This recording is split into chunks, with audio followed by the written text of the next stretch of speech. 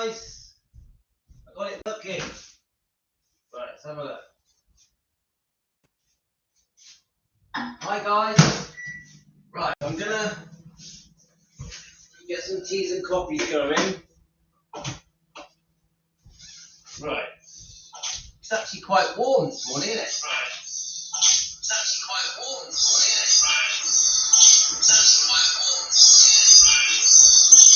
Right, let me just pause it on my other phone. So, sorry about that. I'm very late. Just quickly warming up my coffee. Now, morning to you. It's Defending Elvis Presley. Fans want the truth.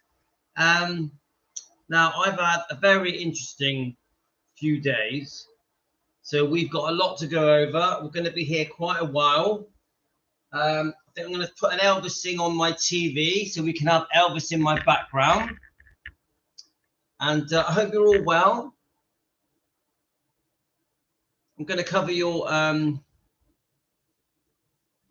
covering quite a few different topics today. I joined you on my Defending Elvis... No, on my...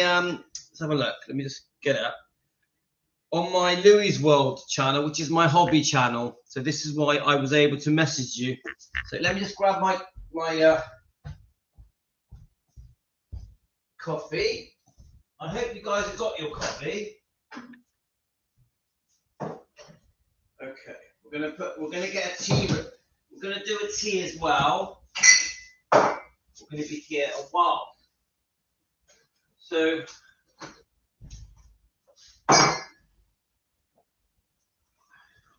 let's get that tea. We need a tea as well, guys.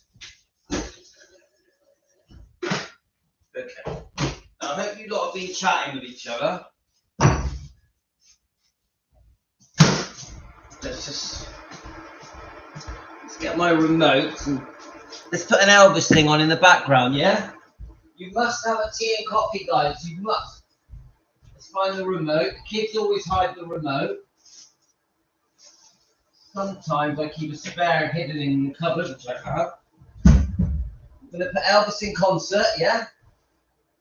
In the background.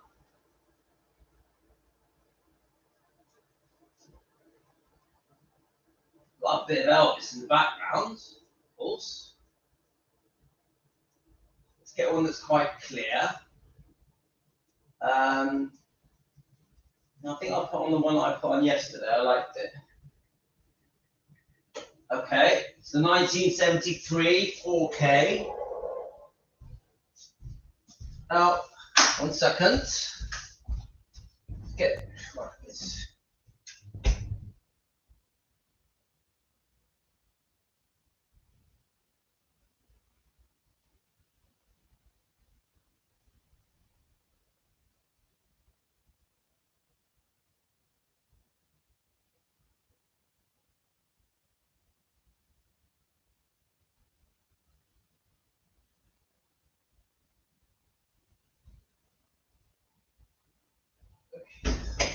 Right, obviously we're in my kitchen, guys. Welcome to my kitchen, Southwest UK. My name is Louis, I'm 57. I've been a fan for over 50 years, like most of you guys. But it doesn't really matter how long you've been fans for. We all love Elvis, don't we? We all love Elvis, Lisa, and the bloodline. So, let me just put a bit more milk in there. I think I'm going to put a bit more milk in my coffee as well. I don't even know where to start. There's so much that's happened, guys. So much. Okay, right. Let's just get on with this. Now, so everyone's out. My wife's at hospital. She's doing very well at the moment. The kids are at school. It's their last day at school. They're going to get 2 weeks off holiday. And my son, Rio, who is 16, is at his college. And my daughter, who is 18, her name's Talia, works in a nursery. So everyone is out. Everyone's out. Giovanni's at school. He's 14. Let's check your messages quickly. Now, I hope you guys are not busy because this is going to be a long one. Let me just check.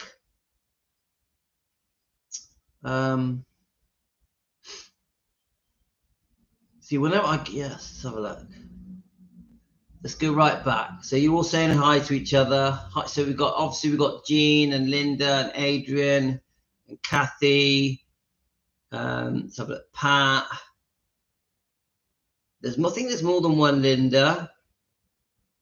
Let's see, make sure Jane's there. So anyone I've missed, sorry. Now, I did want to quickly, a couple of things, guys. Hope you got your coffee. My butter coffee. The reason I drink butter coffee is because I am a carnivore. I do carnivore keto diet. Look up carnivore diet, keto diet. Many of you have started doing it. Dr. Ken Berry is the guy I follow on YouTube. And because of him, his advice that I got on YouTube, I had pre-diabetes, I had ulcerative colitis, I had very serious dizzy spells, I had high blood pressure, high blood sugars, and all of it, within 3 months, I was fully cured because of the carnivore diet, the keto diet. Look up keto diet. Look it all up on YouTube. And I'm telling you now, if you want to get well, I've got a fly in my eye.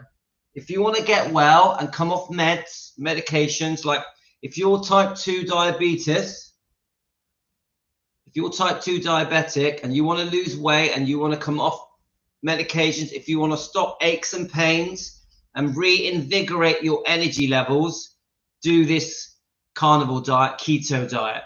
Yeah, you basically are stopping sugars, stopping breads. That's really the number one thing. You're increasing your meat and your eggs and stuff. So guys, look it up. Look it up. Dr. Ken Berry.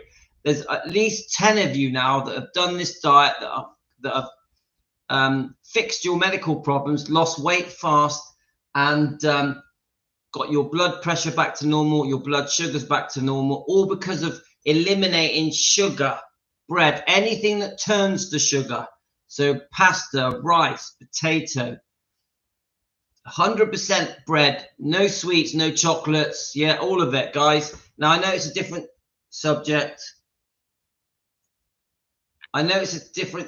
Guys, but the reason I bring it up is because I know how much it helped me. It's that simple. I was very unwell and I had a massive belly. I had a big fat face. The dizzy spells were so scary. I thought I was going to have a heart attack. And the ulcerative colitis, which is basically an autoimmune problem, IBS, IBD, all that kind of stuff, was gone within 3 weeks. And I'd had it for 12 years. So the reason I tell you about this stuff, guys, Kathy, look up Dr. Ken Berry. It's transformed my life. Don't forget, I'm 57. Yeah, it smoothed out my skin. It made me slim out. I had ulcerative colitis for 12 years. 12 years. Yeah, and it was a very bad case. So, I know I'm fully, Jean, thank you, but I'm fully back to normal. My health is 100%. I'm fully back to normal. It also gives you back massive energy levels and massively reduces aches and pains. It's brilliant for pain and for arthritis. Yeah, so hi, Adrian. Well, I'm telling you now, guys, if any of you are overweight or have health problems or have aches and pains, low energy levels, look up Dr. Ken Berry and look into the carnivore diet, keto diet. The number one thing is stop sugar. Stop sugar. Remember, many things turn into sugar. Bread, pasta, rice, potato. Many of you don't know that. So anyway, I don't want to go on about that because that's not why we're here. But I always share with you guys my success. And I do, if you go onto my links on my channel, there is a link to a diary link that followed my weight loss and my journey on this keto diet. It's all there. You just click on the link. It's all there. It's completely free. There's no money. Yeah. Right. Anyway, I just want to thank anyone that has bought me a coffee. Thank you so much. It's very generous of you. It means a lot to me when you give me a pat on the back, when you buy me a coffee, or you give me a super thank you. Thank you so much. Thank you. And I know a few of you have recently bought me a coffee or sent me a super thank you. It's so kind of you. And we've also had a couple of new members. So I wanted to mention the new members. Now we're trying to hit the 100 members. There's a reason we're trying to do that. And I just want to give a special thank you to the new members. So we've got 51 members now, guys, which I really appreciate it. And I want to tell you sort of the last 10 new members. I could read all 51 out, but it will just annoy you, won't it? So the last 10 members, or 10-ish, Rick Kirby. Then we've got Sketches and Threads has rejoined. We've got Diane Moore. We have Zerek Info. We have Lisa Govan, Els Regina, Prasanthi Natala. Prasanthi Natala. What a beautiful name. Madeline Mack. Kathy, you're on. A new member. Thank you, Kathy, so much. Thank you so much, Kathy. And Judith Van Cass. Judith, are you on? Judith Van Cass. Guys, it really does mean a lot to me that you're members. I've set it to the lowest amount. It's just $1 a month. It's nothing, and you can cancel at any time. Yeah, it's only $1, so it's not a money thing. I just want members, so I'm going to start doing some lives with members. So please, yeah, we are growing gradually. We're slowly growing, so it really does matter to me that you guys become members. But anyway. Don't forget, I still love the subscribers. I still love the subscribers. You subscribers mean everything to me. Please know that. Now, so I got a few things to go over, guys. This book, right? I love this book. Now, this book has caused an earthquake, a volcanic eruption. This has caused so much, I don't even know what the word is, hysteria, or what is the word? Like this World War III of Elvis. This has caused many fans to argue.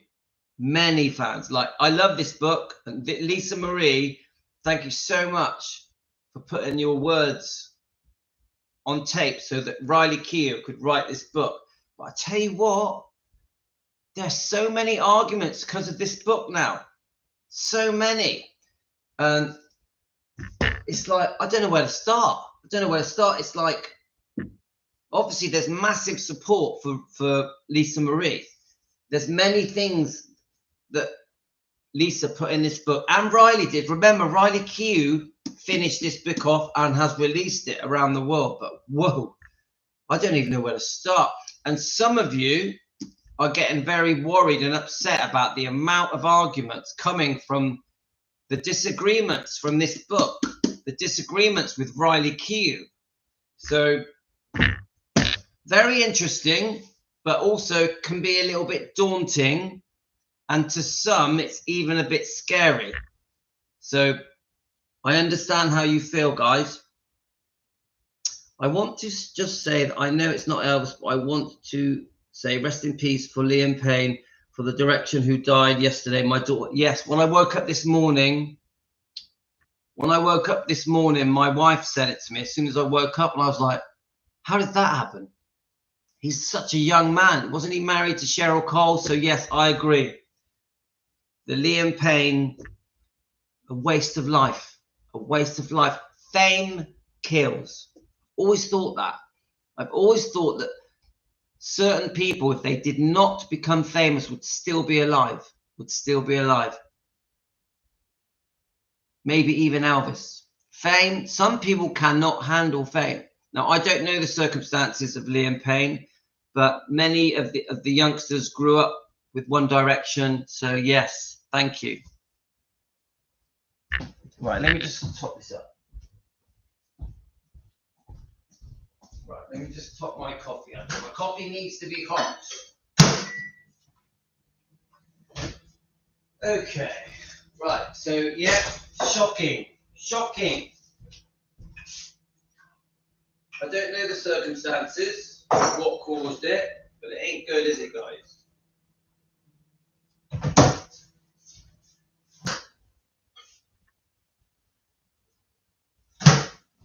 Okay, I've got my coffee ready and my tea ready. Now, okay, now as you guys know, I waffle before I get going. It takes me a while to get in my stride.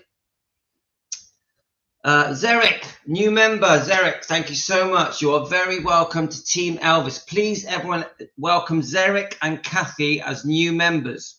Please welcome them. Hi, Zarek. I'm not quick, but my English is not my first language, but I'm glad to be here for this great mission of Louis and the community. You are so welcome. Yes, this is a mission. We have a movement to defend Elvis Presley, Lisa Marie, and the bloodline. We've only been going are we quite there with 6 months? And we are a small growing family that come together twice a day, I would say, sometimes 3 times, to defend Elvis Presley. And at the moment, it's all a hot potato.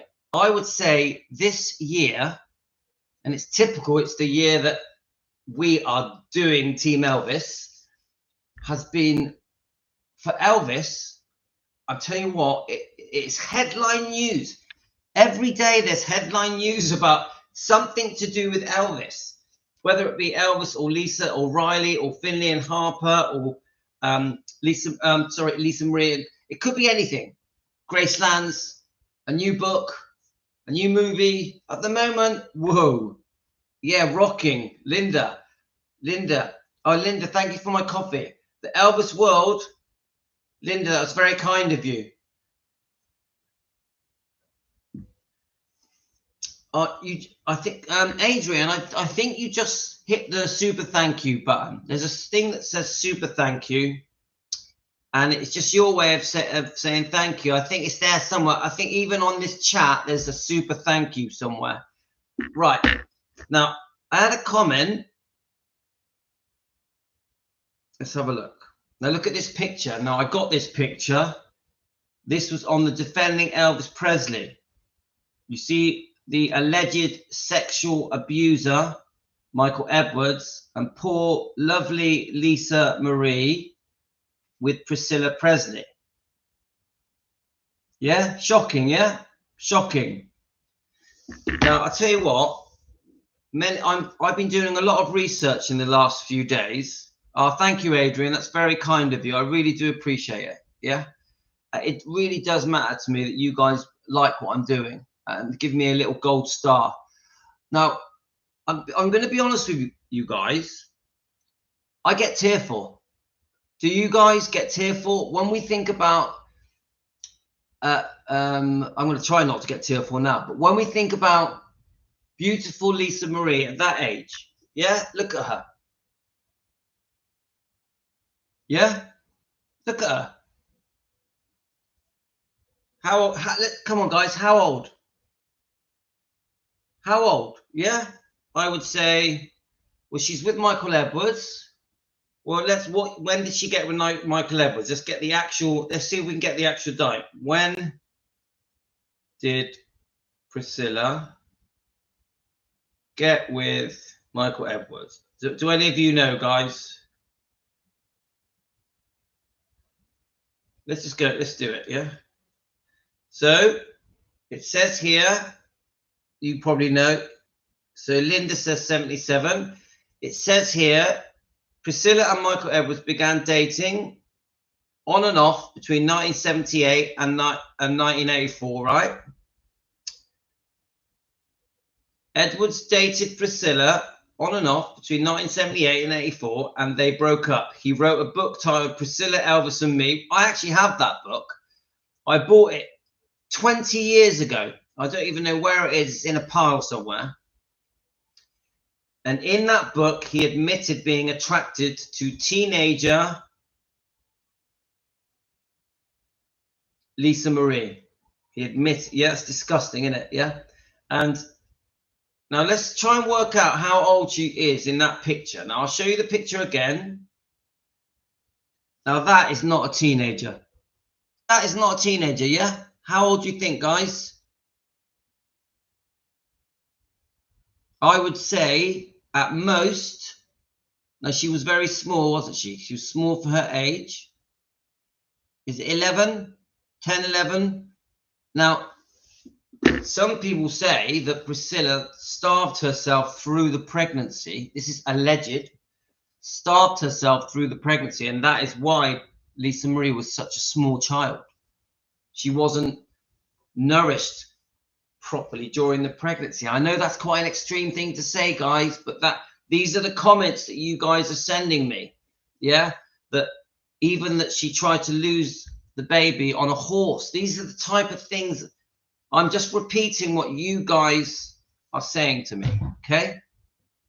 She Linda, she admits it herself. It's just terrible. Now, let's work it out, guys. I mean, I've got a lot of other things we're going to go through, but we are going to still carry on covering Priscilla, Lisa, and this book. I've even been watching some Scientology stuff. There's a Scientologist that I think it was Francis. Francis, are you there today? That recommended this Scientologist, this young, good-looking man.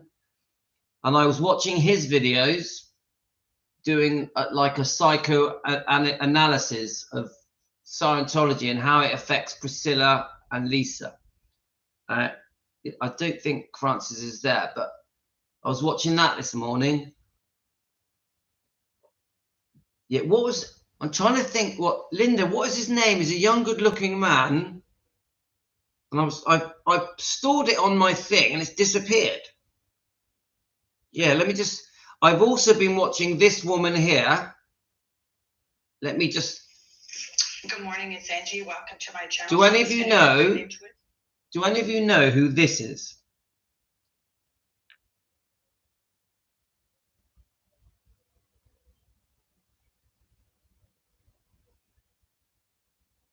Do any of you know who that is? Now, just so you can see the name of her channel, I recommend you subscribe to her. Angie's Tea and Tarot. Do any of you know this, guys? Angie's Tea and Tarot. Now, Linda, I'm not into tarot cards. I'm not against them. My wife and my brother's wife, they do tarot cards just for fun. Now, the reason I liked this woman's review on the book, From Here to the Great Unknown. Yeah, she definitely calls Priscilla a narcissist. But do you know why I like her review? And I'm going to play some of it for you. Is because she gets it so right. Her review is spot on. She's only got 190 subscribers. Yeah, 190, nothing. Yeah.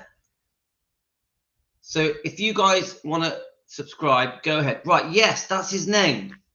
Yes, let me just put it back into my phone. Linda McMillan. Hi, Linda. Let me get him back on, because I've been watching him all morning, and there's many things that he was saying about Scientologists. Linda, are you new? Linda McMillan. Welcome to Team Elvis. I've also been watching him, so I'm going to type him in. Yeah, hi. Yeah, we always love it when new people join us. Now, what was his name? Sergi Del Mar. Right. Sergi Del Mar. Let's see if we can get him up, guys. Right, let's just get onto the. Thank you for that. Welcome, Linda. Welcome to our channel. I'm so glad you've joined in with us. We're Team Elvis. We're a small growing family. We're a movement to defend Elvis and Lisa and the bloodline. So you're very, very welcome. Right, let me get him up. Sergi Del. Thank you for that. It's like Linda, you're a mind reader. You must have read my mind. Del Mar. Right, let's get him up.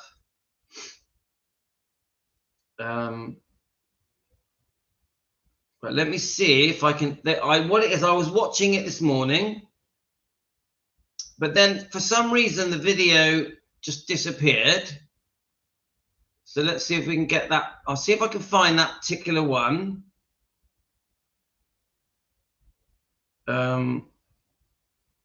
Let's have a go. Okay, guys. Right, here we go. Let me just play a small section of this guy. A ruthless relationship with. Be ruthless. Like, so. Right, let's just have a look. You guys, she doubles down. She doubles down. I want you all to go about. It's called Raven. Right, yes, we know about that. That's what you came to do. I'll play a little section of it, but I just wanted to finish off what I was saying. I've got a few things to play to you guys. The other thing I watched was Debbie, a new member. Welcome, Debbie. Thank you so much. Debbie Boylan. Thank you for becoming a member. It means everything to me. You are very, very welcome. Thank you so much. Right.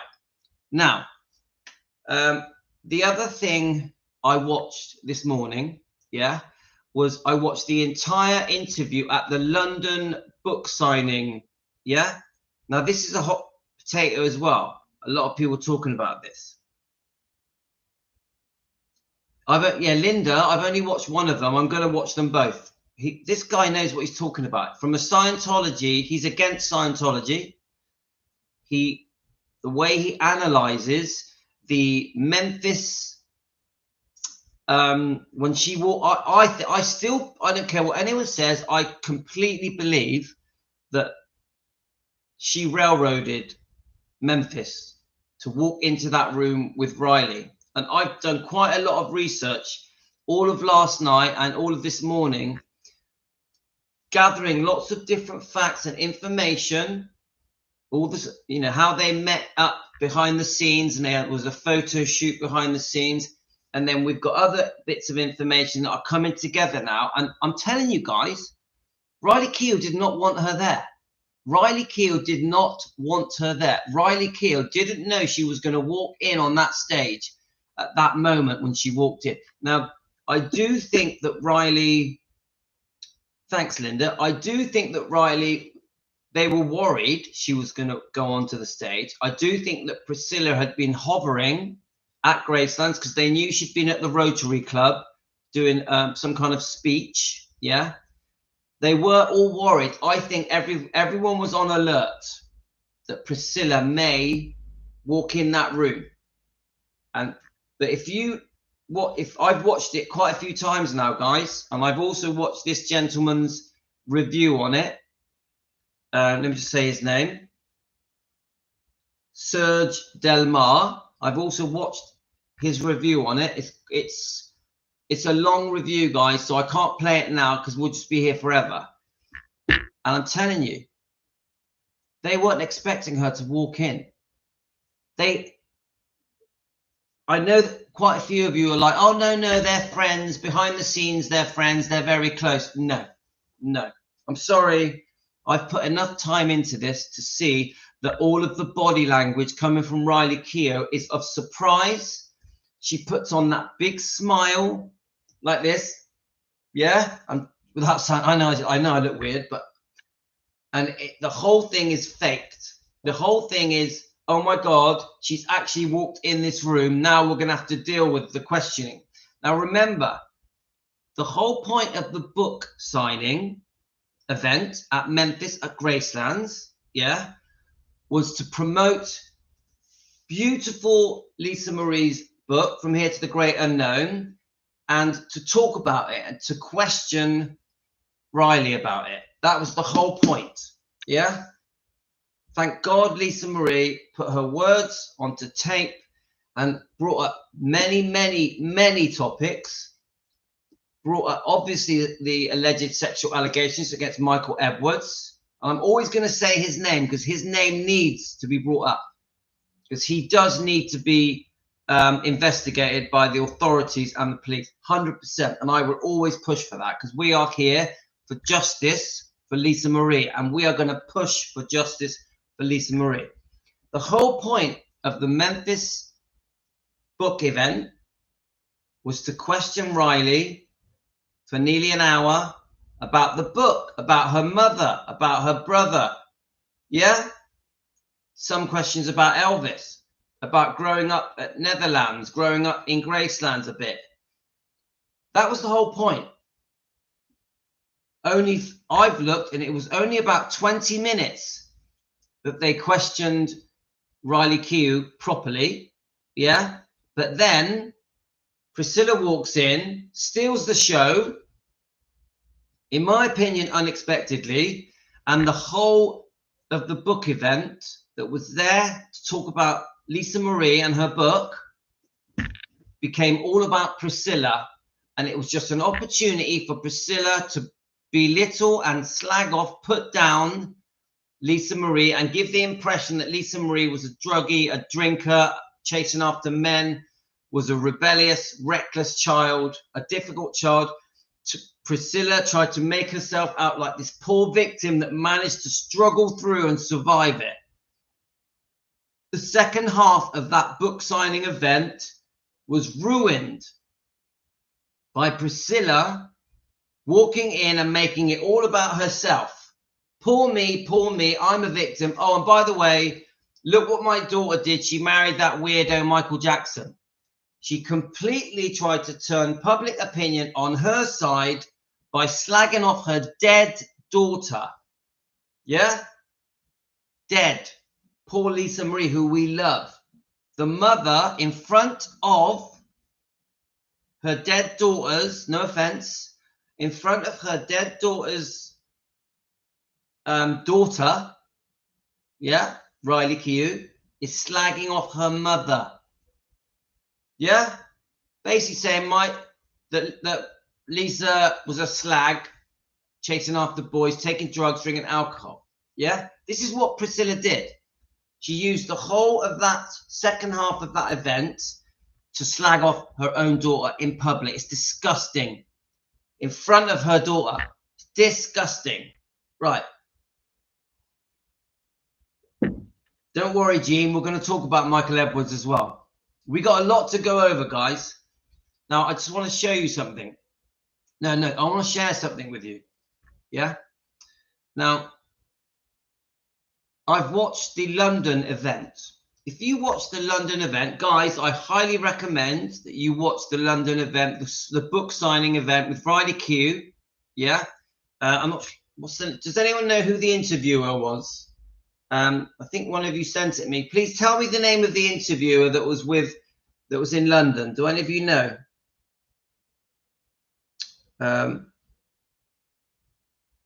Let's have a look. One of you sent it me. Right, it was. Let's have a look. See if I've got it here. Let's see if it comes up. Yeah, Jen, you've watched it. I'm just trying. What is her name? See, I've got it here, but it doesn't say her name. Does anyone know the name of the interviewer? Let me see if it comes up. And so when she said she was married, hey, did you know Michael Jackson was Michael Jackson? That's a good question. Right. No, that's not the one. That's a different one. Let me just read your comments. Casey Smith, are you new? Welcome to Team Elvis. So yeah, Casey, I know that Nicole Richie was at the Memphis event, but what was the name of the interviewer at the London event? The London event. I just want to get her name. I'm embarrassed of silly Prissy intruding. I agree with you. Prissy has ruined her reputation forever. Well, we're not going to let her, Diane. We're not going to let her. We're going to jump in that. I am on the YouTube video in London. All right, are you? Okay.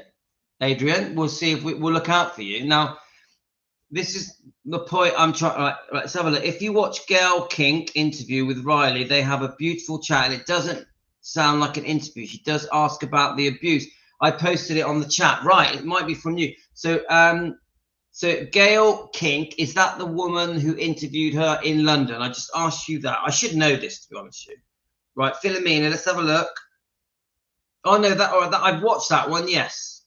I have watched that one, yeah. Let's have a look. Yeah, thank you, Philomena. Thank you, Philomena. Thank you. Yeah, I have watched that. Now, I'm just talking. Right, Natalie Jameson. That's it. Thank you, Jane. Natalie Jameson. Look, we're learning as we go. Yeah, we do our research as we go. Let's just get it back up again. You know what? I've got so much to go through that I'm flustered. I don't know where to start, but I want to cover each point in and take my time on each point. Yeah. So hopefully none of you are in a rush. Let me just see if it comes up. Let's see if it comes up. Okay, let's have a look. Do you know, actually, I went with him. Guys, I got a little bit of a freebie for you. From here to the great I found this on YouTube. Now, I found an audio version of the book that is completely free, From Here to the Great Unknown. It does not use Lisa Marie or Julia Roberts or Riley Keough's voice. But if you want to just be able to listen to the book word to word, all 9 chapters, you know, the whole book, and you just want this. Do you see this? Look, I found this on YouTube. It's completely free. It's different voices, and this is it's on Read Books at PK. Read Books at PK. And it's 5 hours long. 5 hours long. On YouTube. Now, obviously, I still want you to buy the book because we want to help Lisa Marie and Riley Keough. So please also buy the book. It's very important you buy the book.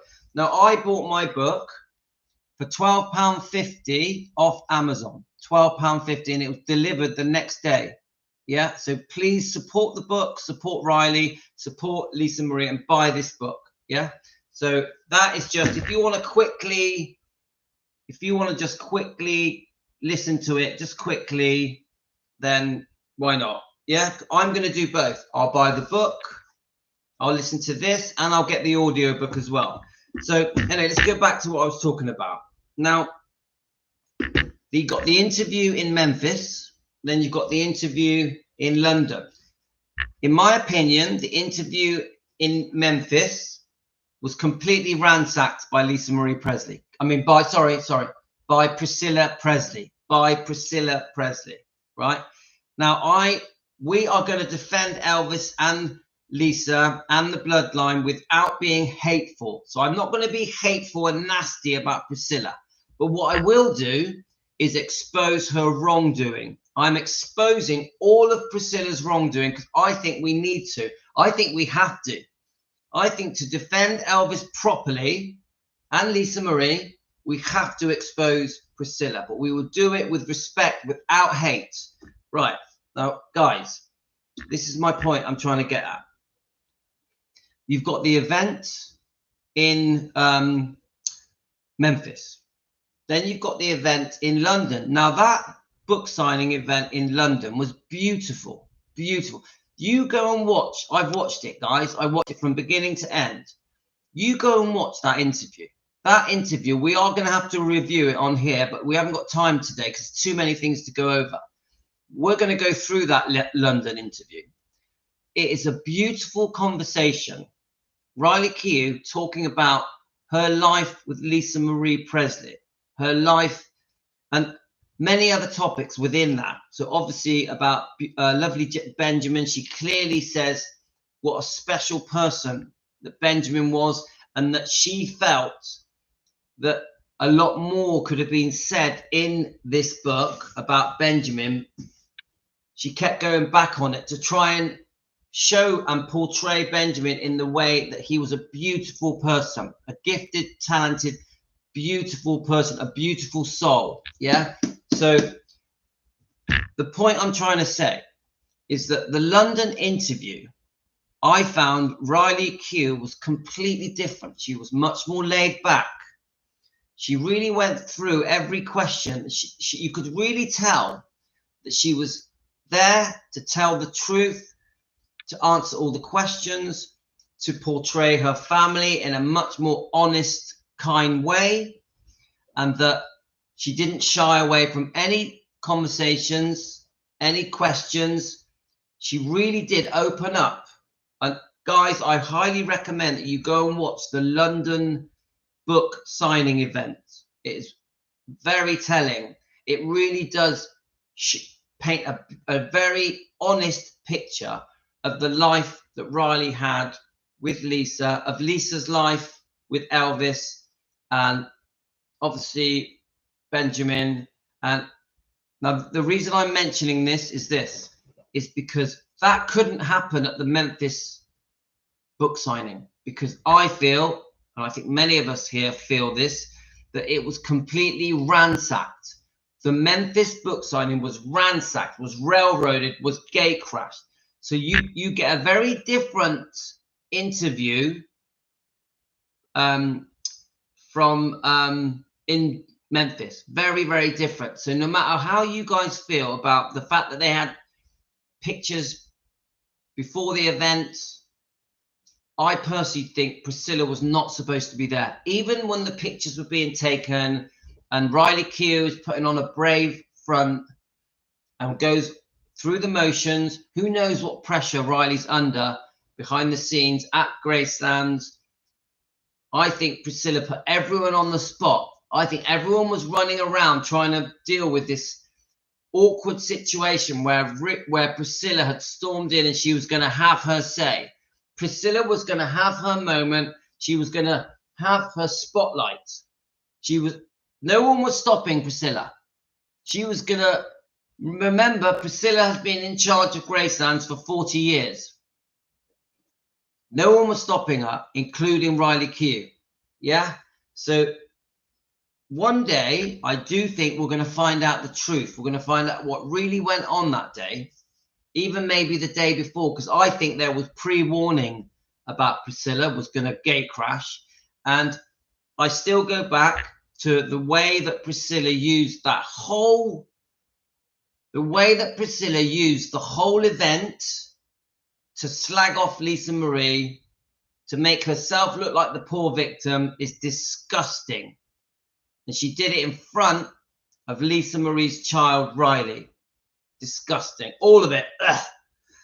Right. Hi, Emily. Right. I'm going to play.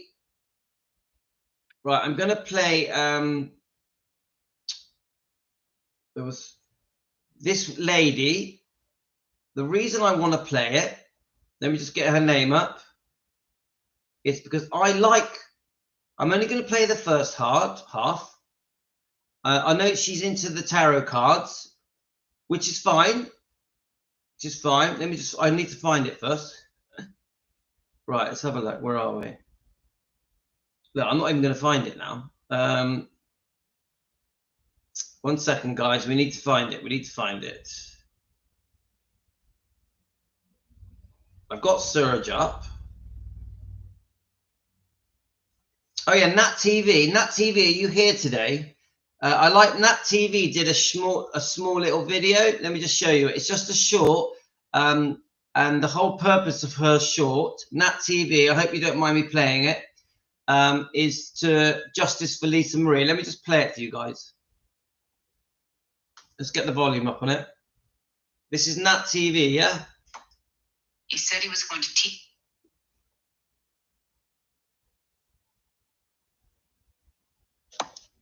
He said he was going to teach me what was going to happen when I get older.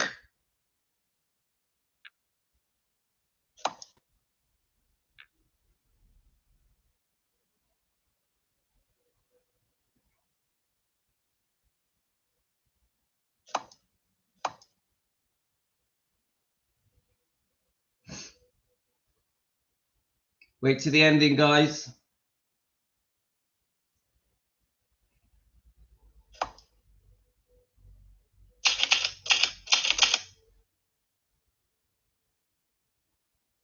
Michael Edwards.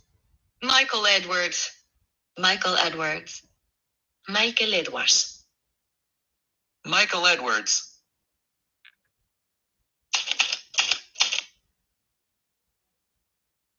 I like that. That's Nat TV. She's one of our subscribers.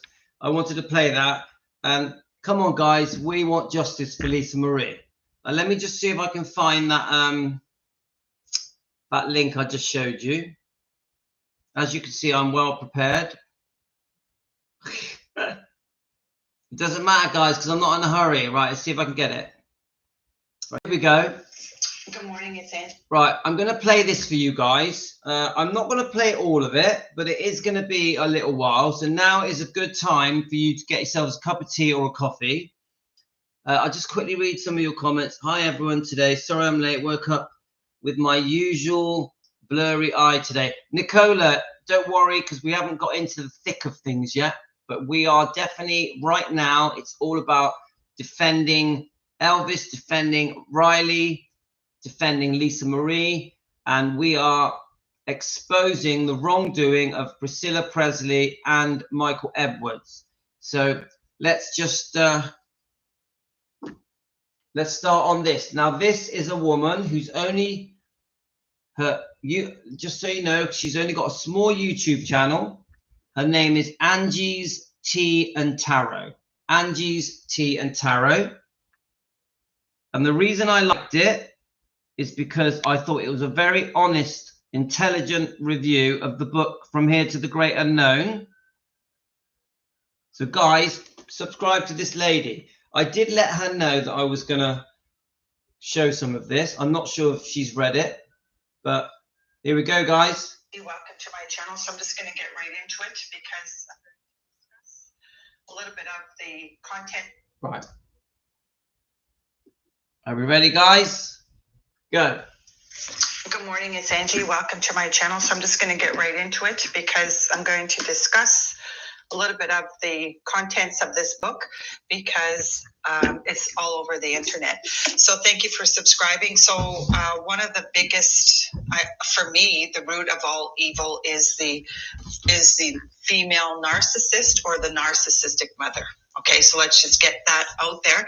Now, Riley Kehoe, for those that maybe don't know, she finished off Lisa Marie Presley's memoir. Okay, so this is Lisa Marie's spoken word verbatim, which is exactly, she took what her mother spoke, taped, and wrote it down. Now I'm just going to have to get right into this because Piers Morgan has an interview with Priscilla Presley after Lisa Marie Presley died. I don't know how old the video is, probably within the last year. I can't even remember. But anyways, there's a video out there, a interview where Piers Morgan is interviewing Priscilla Presley. Now, I always speak about the smoking gun, which is the undeniable piece of evidence. I'm just going to get right into it. So there is a chapter in here. It could be chapter 5. I think it's called, it's the chapter where Lisa is describing what happened on the day that Elvis Presley died. She goes into a lot of detail. She even, she goes into so much detail that she remembers. She's describing the bathroom, how the bathroom looked at that time. She describes how he looked. He was on the floor. She goes insofar as to describe, she recalls that he had socks on. I can't remember, probably dark socks. I don't know, but that's so much, how much she goes into detail about this. She recalls, because he didn't have a heart, he didn't die in the bathroom because I think, they tried to work on him. She even recalls the howling of Vernon Presley after he got that dreadful phone call that Elvis Presley had died. That howling of her hearing Vernon express his grief haunted her for the rest of her life. Now, fast forward, And this particular Lisa Marie did spend a significant amount of time in distress after that whole event happened. Now, so fast forward to me, I'm watching Priscilla Presley interview last night. So I'm listening to it, and Piers Morgan asks Priscilla Presley,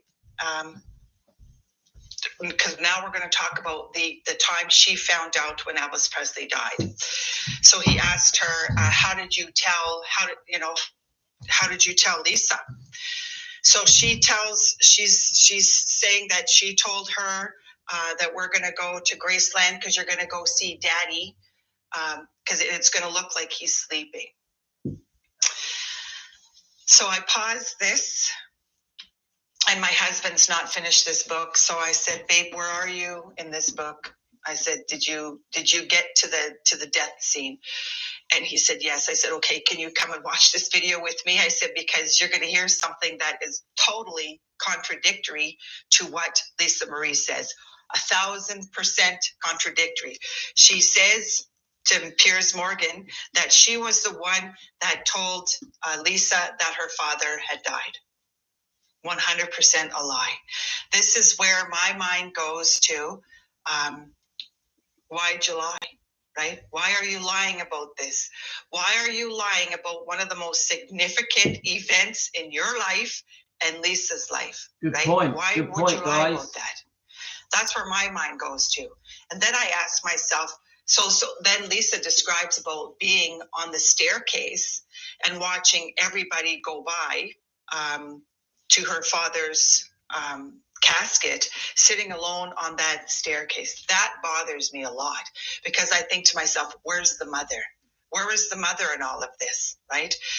And then on that Piers Morgan interview, it's almost like, and then she again lies, because it seemed to me like she almost caught herself in a lie, but I don't know if Piers Morgan would pick up on that now.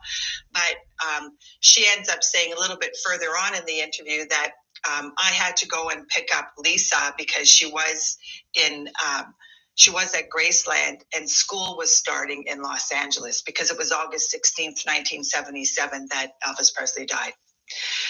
So that is the smoking gun that I have. That's all I needed, because I think it would be a grave mistake. It would be a horrendous mistake, my prediction, if Riley Kehoe buries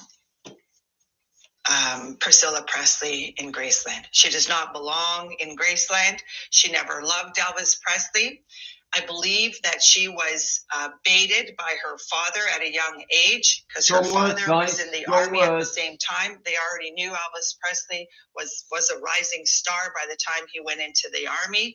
I believe this was all staged.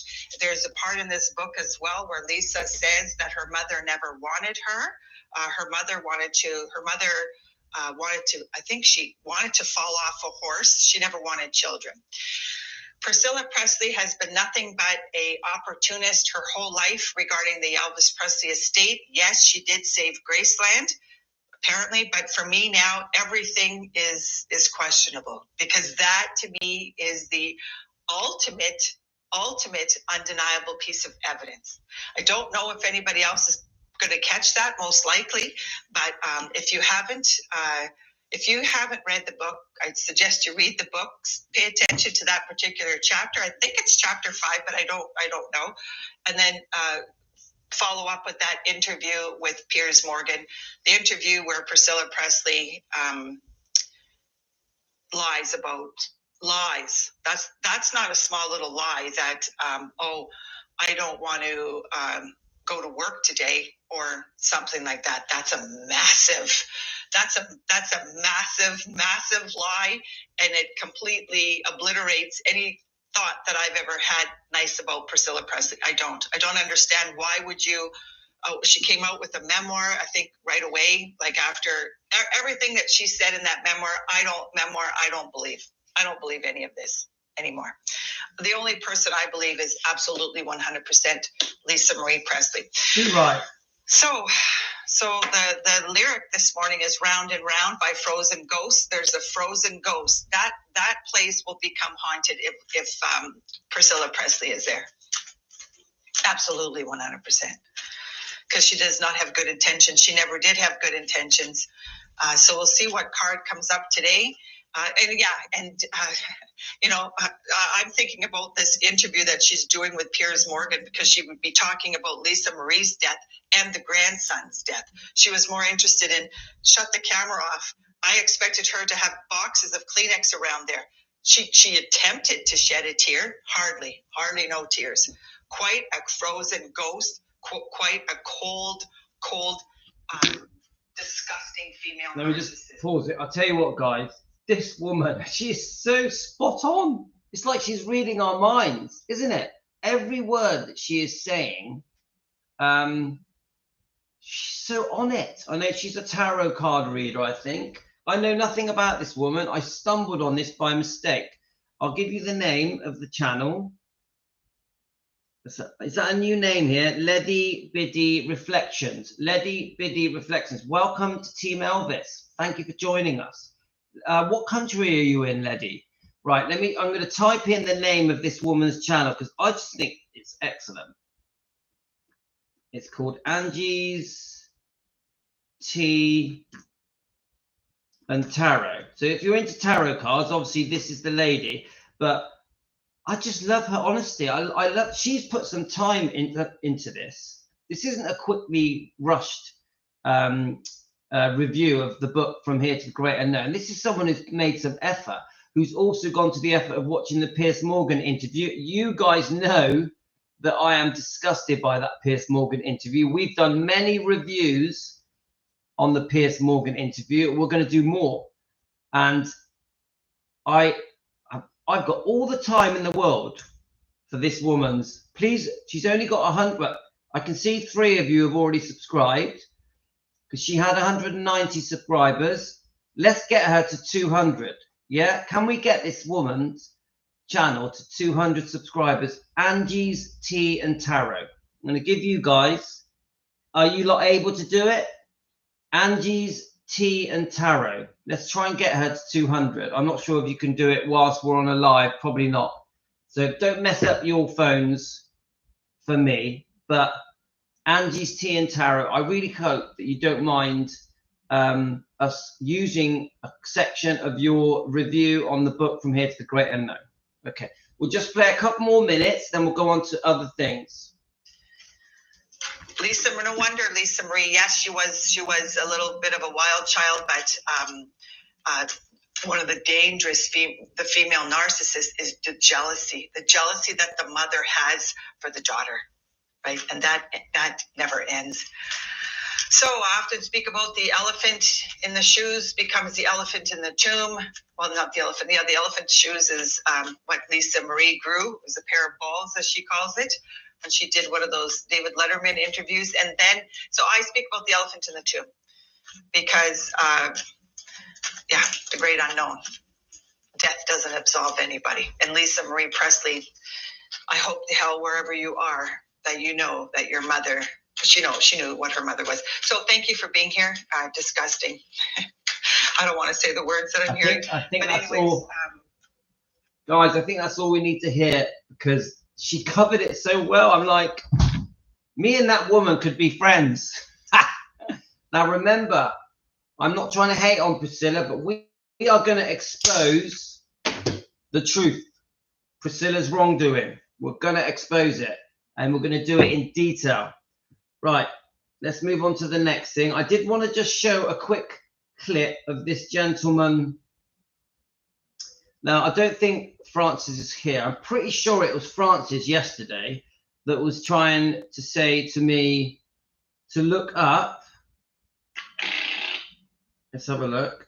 This person, let me just get his name again. Seeger Del Mar. Now, let me just show you his name. Let me get. Well, this is how he looks. I think he's one of these people that expose the wrongdoing of Scientology. I don't know anything about him. I come across this video. Let me show you the name of his channel. Serga Del Mar. Are any of you aware of this channel? So I'll just get a bit closer.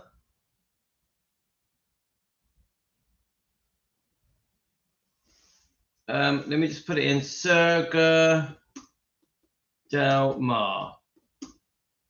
Right, I just want to make sure I want to turn the volume down on the TV because I don't want it to be copyrighted by them. Right, let's just turn that down. Okay, right. So do any of you know who this person is? I'm going to type in his name, Serga Del Mar. I think it's all one word. You know, he's a big channel. He's got 12,800 subscribers. So he just seems to really have a good hold on the way Priscilla treated Lisa Marie and the effect that Scientology has had on the whole lot of them, all of them, including Benjamin, including Riley, all of them. There's been this knock-on effect that goes back to the early 80s of Scientology, and this guy just has a great take on it. Now, I'm just going to click play. Thanks, Jane. I'm just going to click play, and I don't know, you know, where we are with it. I think what we'll do, what he's doing, he's reviewing the Graceland walk-in, the crashed event from Priscilla at Graceland, the book signing event with Riley Q. And I'm just going to play a little, it's such a long video, it's 2 hours long. So I'm only going to just click play and we'll just see what he says. But you'll get a feel. What he's trying to say is the effect of. And so, you know. Let's have a look. With a straight face.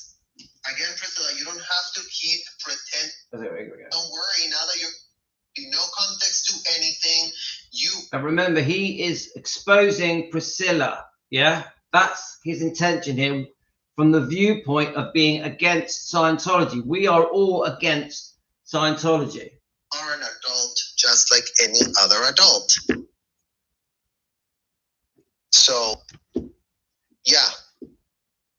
Danny from Scientology, the son of the Celebrity Center president, was used to, you know, get in their life and start having a life together and then have more people that can, you know, be in her life with ulterior motives, with the capacity to go snitch on her and tell the president of Celebrity Center, Lisa's not happy with y'all. Oh, but don't worry, now that you're her husband, you know, she can't get too mad because, you know, if she gets too mad, she's going to lose you, right? So tell her to chill and just do what we tell her. Otherwise, she'll get declared a suppressive person and, you know, she's going to lose the father of her children. Tell her that.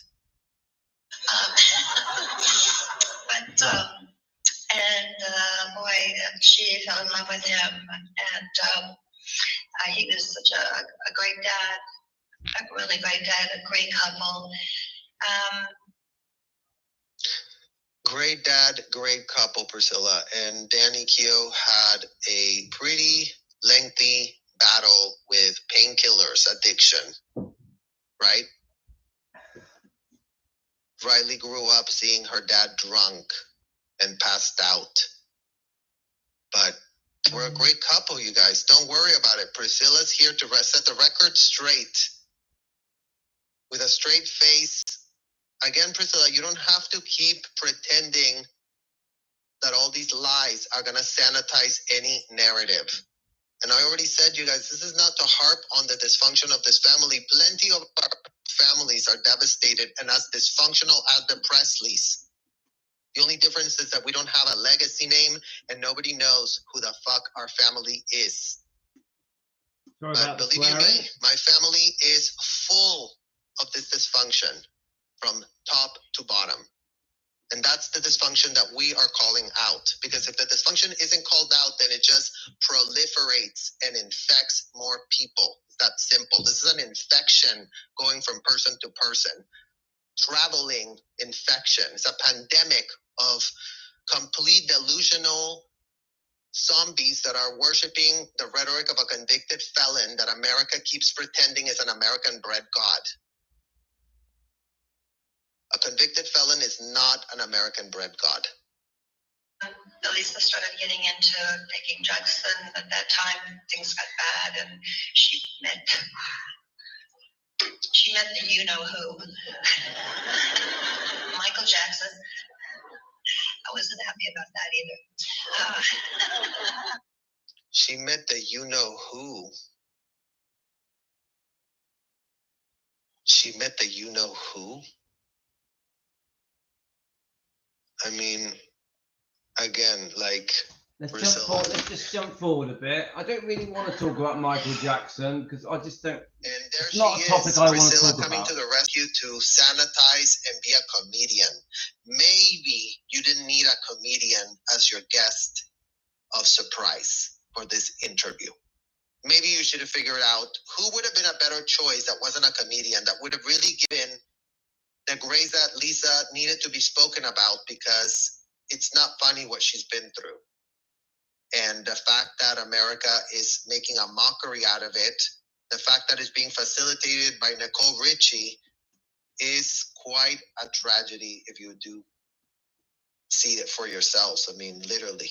How are you and Riley, and how are you with your family, and how is your relationship with your family? You know, Riley and I never had all the papers that you have read that we're battling it out. We can't stand each other, blah, blah, blah. Have you read those?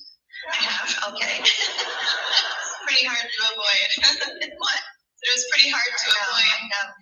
And, you know, I walk and see the cover of these papers saying that how you and I are arguing over the will, you and I are this, we don't get along. And that is not true. I tell you, all those... Priscilla, did you miss the part that there were court documents being filed? That, again, you guys, I mean, these people must really think that we're just like stupid idiots. Like, Priscilla, the reason you were being called out is because you were contesting that through your lawyers. So this, I like this point. Lawyers. I like this point, yeah? So the sun's all in me now, but this bit, now Priscilla has always tried to play down the fact that she contested Lisa Marie's wishes. Obviously, after she died, she wanted everything to be handed to the kids, Riley and Finley and Harper. Now, she's there trying to give the impression, oh, no, me and Riley, we've always got on really well. We are so close. Now, every time she mentions it, I think she mentions it twice, Riley doesn't agree. Riley's, on the first time she says it, she says something like, were we? And the second time she mentions it, she sort of changes the subject. Now, Priscilla really wants to use this opportunity, the second half of the Graceland book signing event, to make it look like Riley and Priscilla are really close and get on really well. I'm not convinced, guys. I don't believe it. Now, what this gentleman is saying is that Priscilla tries to belittle the fact that there was a disagreement on the fact that Lisa Marie had her wishes. Priscilla contested the wishes. Priscilla wanted to be joint trustee with Riley Keough. I don't know if you guys know that. She wanted to be joint trustee of Graceland with Riley, which is just wrong. At the end of the day, poor Lisa Marie had died. She wants everything to go to her children. That was her wishes. Yeah? So Priscilla is trying to push her over and go, no, I'm going to do it with you. Eventually, there's a dispute. She obviously, like this gentleman is saying, is using lawyers, yeah, to contest Lisa Marie's wishes. So they did fall out, guys. They did fall out. They were butting heads. There was lawyers and solicitors involved in that process. So there was definitely a period where they were arguing 100%. So when Priscilla is trying to make out that they were just best friends and everything was hunky-dory and they love each other, it's just bullshit, guys. It's just bullshit. This is a front. Now, my guess is that right now, in this part of the interview at the Graceland event, Riley feels very awkward. Very awkward. Priscilla is taking her moment to try and trick us into thinking that Riley and Priscilla were close, even at the time of Lisa Marie's death. It ain't true, guys. They weren't close. They were not close. The whole world was shocked that Priscilla was going against Lisa Marie's wishes and was contesting Lisa Marie's wishes. So we're not going to be conned into this, guys. This man, what he's picking up on is completely correct. Lawyers, solicitors were being used against Riley. Priscilla was trying to force herself, in my opinion, for entertainment purposes, to be joint trustee of Graceland's. She had no right to do that. And I think she used it as leverage. She used the lawyers and solicitors as leverage to get her an offer of a place to be buried next to Elvis. Obviously, that didn't work out. So she eventually, Riley caved in and said, okay, we can, if possible, we'll allow you to be buried in the meditation garden. But many other terms we know about. Riley conceded and said she would pay the $400,000 legal fees, give her $1 million upfront dollars, and give her $100,000 a year as Graceland's advisor. So in the end, they did battle it out. It was kept hush hush. It was kept secret. I'm telling you now, guys, from my point of view, Riley and Priscilla did fall out, but it was covered up. That's just my opinion. Okay, guys. Representing you. Imagine Riley has her own lawyers. Imagine your lawyers are sending paperwork to Riley's lawyers. So you tell us who made up what exactly. Because this is making not a shred of sense. How you're acting all appalled is cleaning up your image without stating the facts. Because those court battles were literally lawsuits that you initiated to contest the will. Lisa's last will, on top of everything you did in her life, on top of literally not giving an F that she was being essayed by your alleged boyfriend, on top of all of that, you were also willing to call up your lawyer with your little phone. A lawyer doesn't type paperwork if they don't have a client, insisting that they are using that client-attorney relationship to contest a will. So where is the part that was misunderstood by anybody? Good So point. why are y'all just laughing it up and going, oh, everybody said such crazy things? Well, you know what? Check if you were not the crazy one. Rag magazines, they're making money off of these lies. And Riley and I... Oh, yeah, making money out of these lies. So apparently you never told your attorney to file any type of contesting of a will, right? Apparently that's just a fabricated lie, and someone just fabricated that happened, and there was just a fabricated lawyer that was fabricated into existence, and there's absolutely no contesting This of guy any is good. sort of thing, and you and Riley have been on the same page forever and eternity. Because what? Riley's not an adult now? That what? Didn't see you and how you were throughout her entire childhood? I You agree, think Kathy. that no one sees you?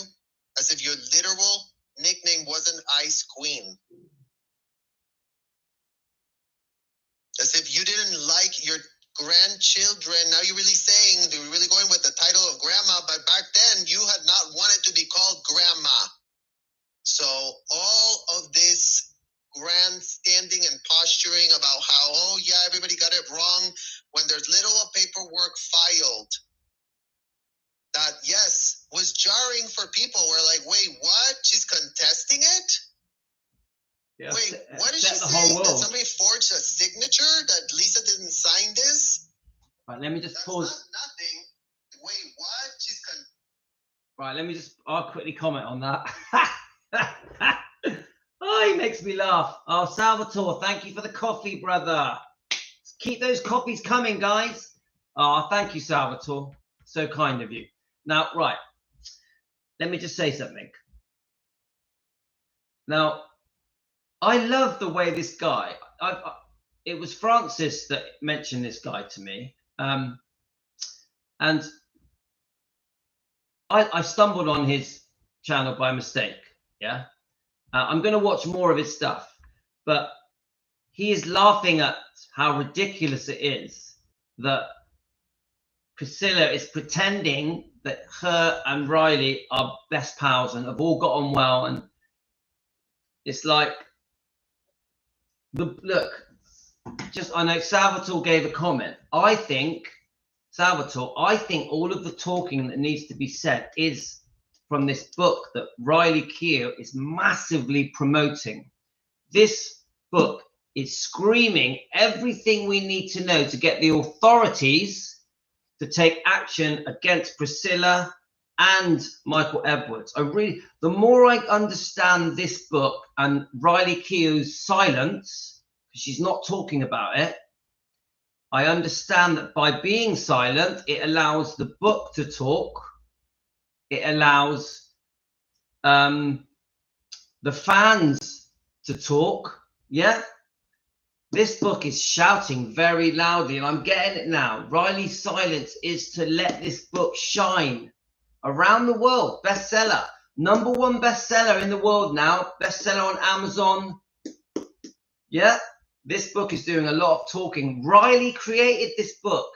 I know that Lisa Marie obviously did it with her tapes and asked Riley to help her, but Riley put this book together. Riley took the decision to finish this book.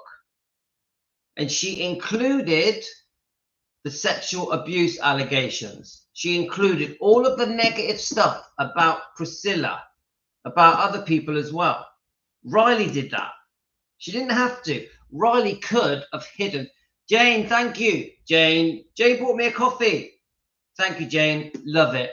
I really appreciate it, Jane. It's so kind of you guys to show me some appreciation. I love it. But guys, I have to say this. I'm really starting to understand it now. Like, oh, Pat, come on, Pat. You're all being too kind to me now. Thank you, Pat. You know I love you. Now, I just want to say this one more time. To anybody that thinks that Riley Keough isn't being defending her defending her mother, yeah, I'm going to very respectfully say to you this. I think she really is. And I tell you, I think I'm now starting to understand how she's going about it. She's letting the book do the talking. For example, where is Priscilla on the cover of this book? Where is Priscilla? She's not there. Riley made that decision. Riley Keough made the decision to keep Priscilla off the book. She chose a picture that Priscilla is in and removed her. Salvatore, do you see where I'm coming from? She chose a picture for the book cover and removed Priscilla. She's not on the inside, as we were worried she would be on the inside. She's not on the back cover, on the inside, or the back. Beautiful picture of Lisa, isn't it? Beautiful, right? Now, that speaks volumes to me.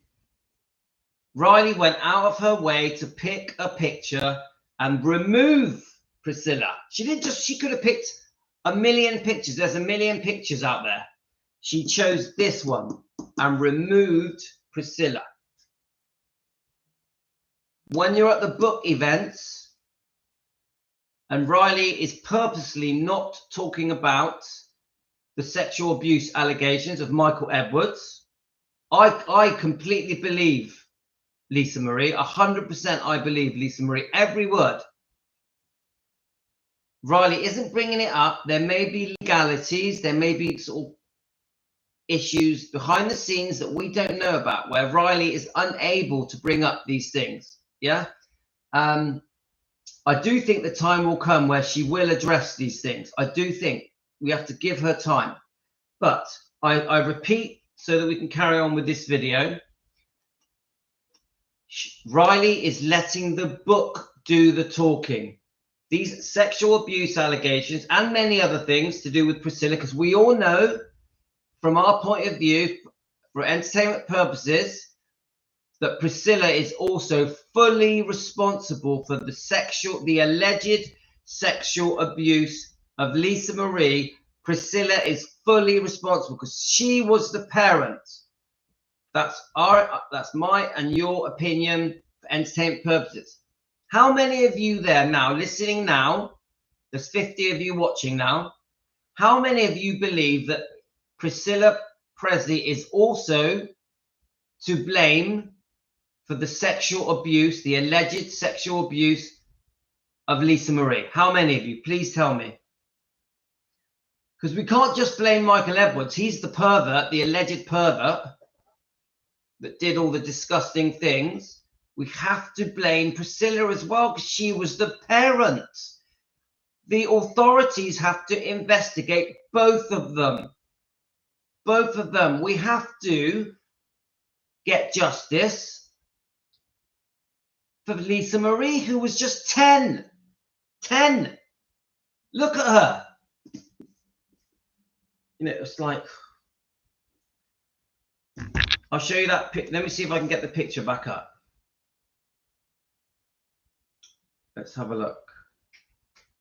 Okay, it's on that phone. I can't. Now remember, a 10-year-old. Let me just check your comments. Yes, the more we hear the story, the more the book is transferred. How can I say? The more the book becomes a bestseller around the world, every country, the louder the voices for the authorities to do the right thing against Michael Edwards and hold Priscilla accountable. Now, I know that Priscilla, in my opinion, Priscilla walked into that event unwanted in Graceland at Memphis to try and do damage limitation. She tried to reduce the damage that this book has already done to Priscilla's reputation. She tried to paint Lisa Marie as some kind of druggy girl, chasing men, alcoholic, rebellious, difficult child that Priscilla struggled to get through, but they eventually survived through it. This is how she paints Lisa Marie. She paints Lisa Marie as a person with a drug problem, an alcohol problem, a man chasing problem, and basically a wild child. Right. Yeah, that's how Priscilla paints her daughter in front of her daughter on that show, on that book signing tour, right? Now listen to this, guys. So I'm trying to stay out of the sun.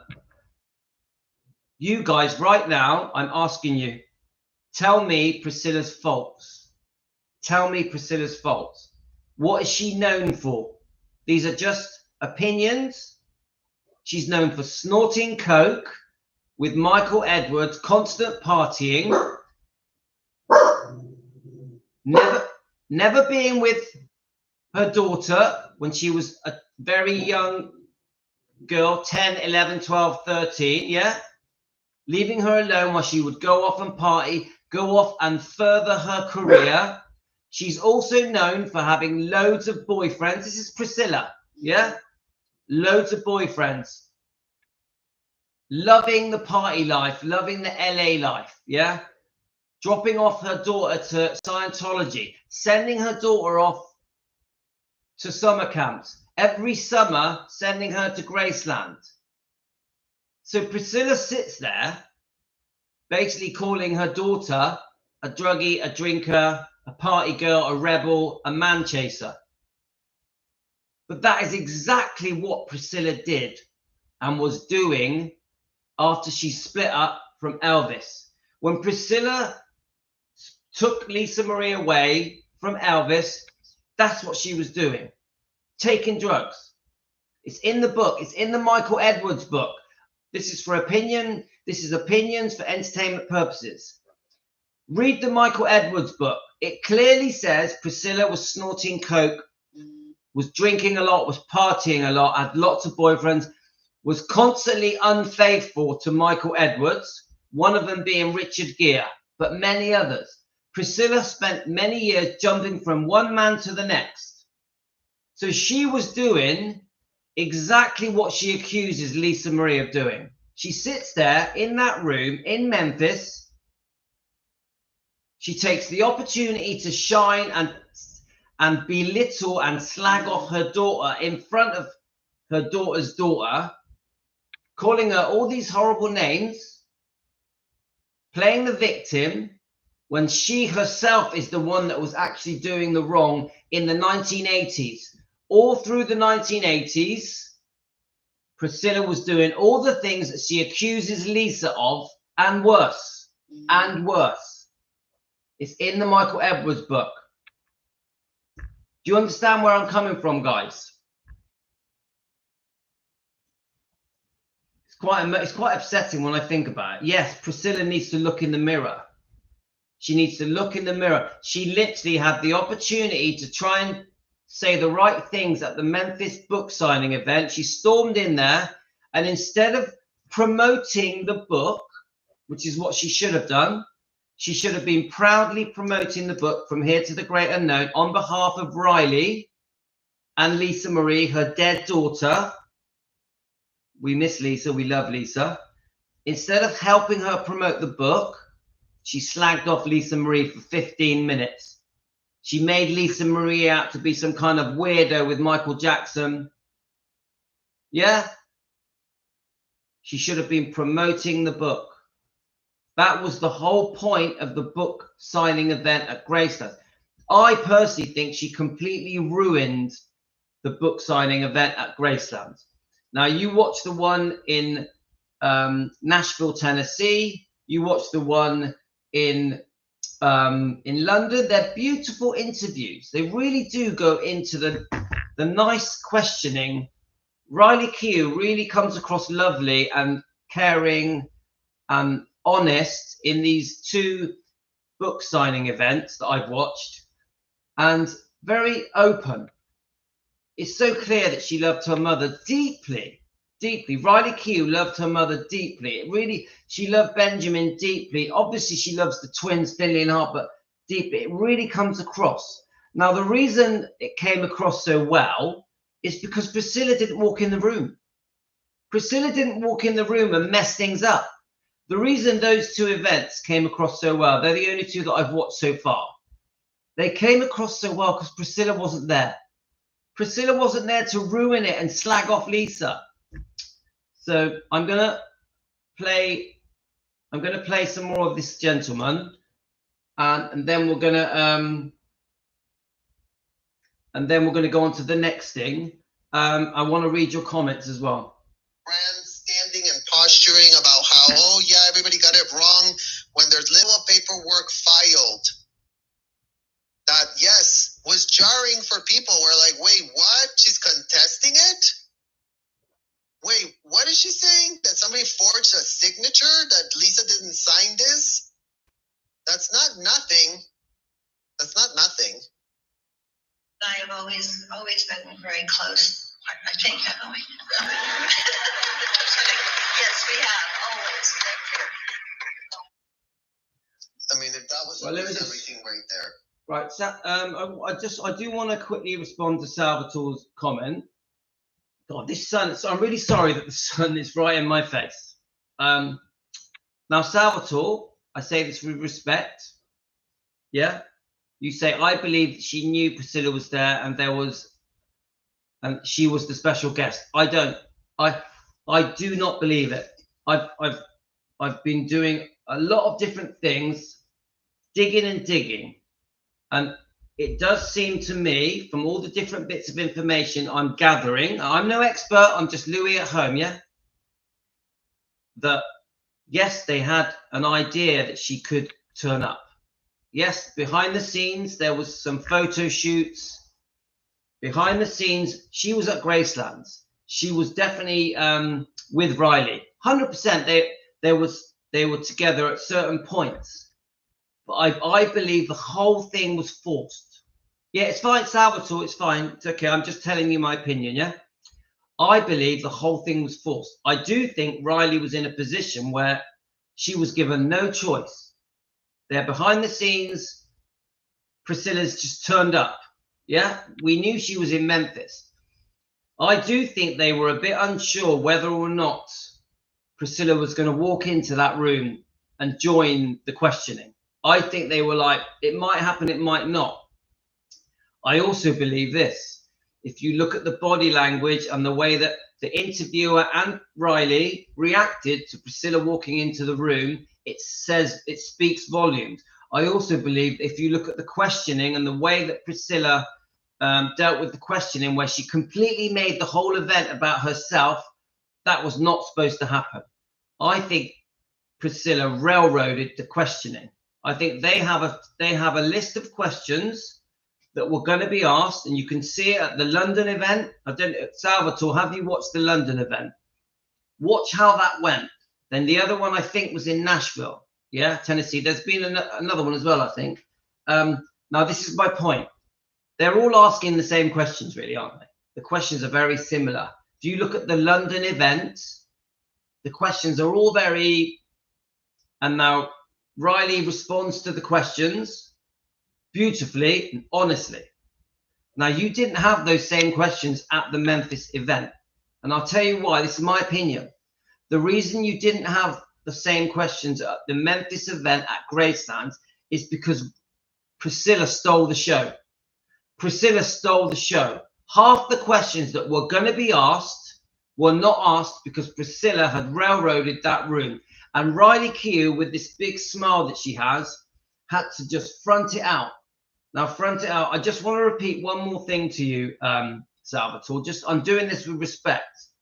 Why did Riley keep Priscilla off the cover? Why did Riley include the sexual allegations? Include it. Why did Riley include the negative things said about Priscilla? It speaks volumes. It speaks volumes. And this is part of how I get to my opinion. My opinion is that Riley is, in a very intelligent way, defending Lisa Marie massively. I think the quieter Riley is, the louder this gets. Yeah, just my opinion, guys. Just my opinion.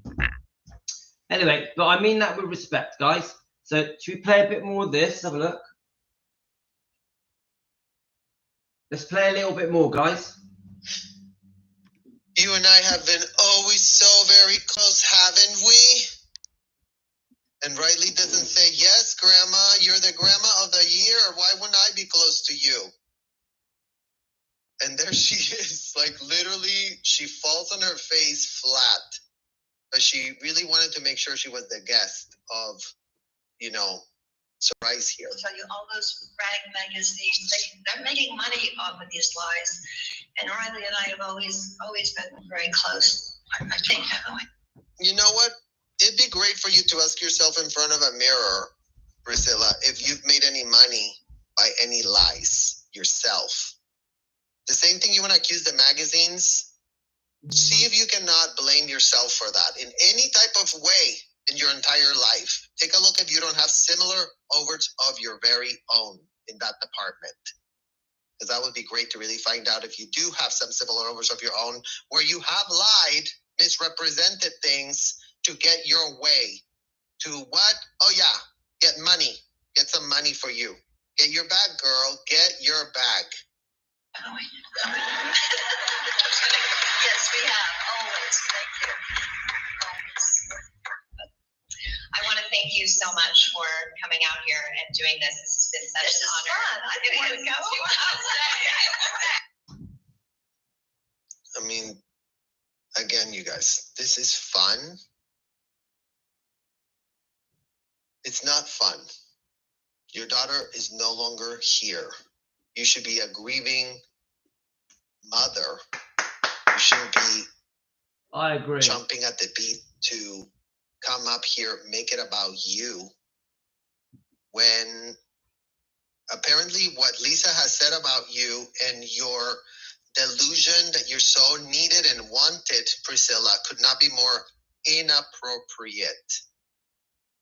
Imagine Linda, that, you know, I cannot think of the type of position that puts Riley in. Because again, you guys, no family is perfect, and sometimes you do have to make a lot of grace, extend so much grace for people in your family that aren't perfect. And that is up to Riley to do. But to put herself in the situation after what was alleged in that book, imagine that she went like a typical narcissist and pretended essay, bruises on her. We've always been so close and we've always gotten along so great. And let me go sanitize my image because, you know, this book is actually getting picked apart by the public. Right. God, I'll tell you what, I'm going to keep going with this because it's too good. But do you hear what he's saying?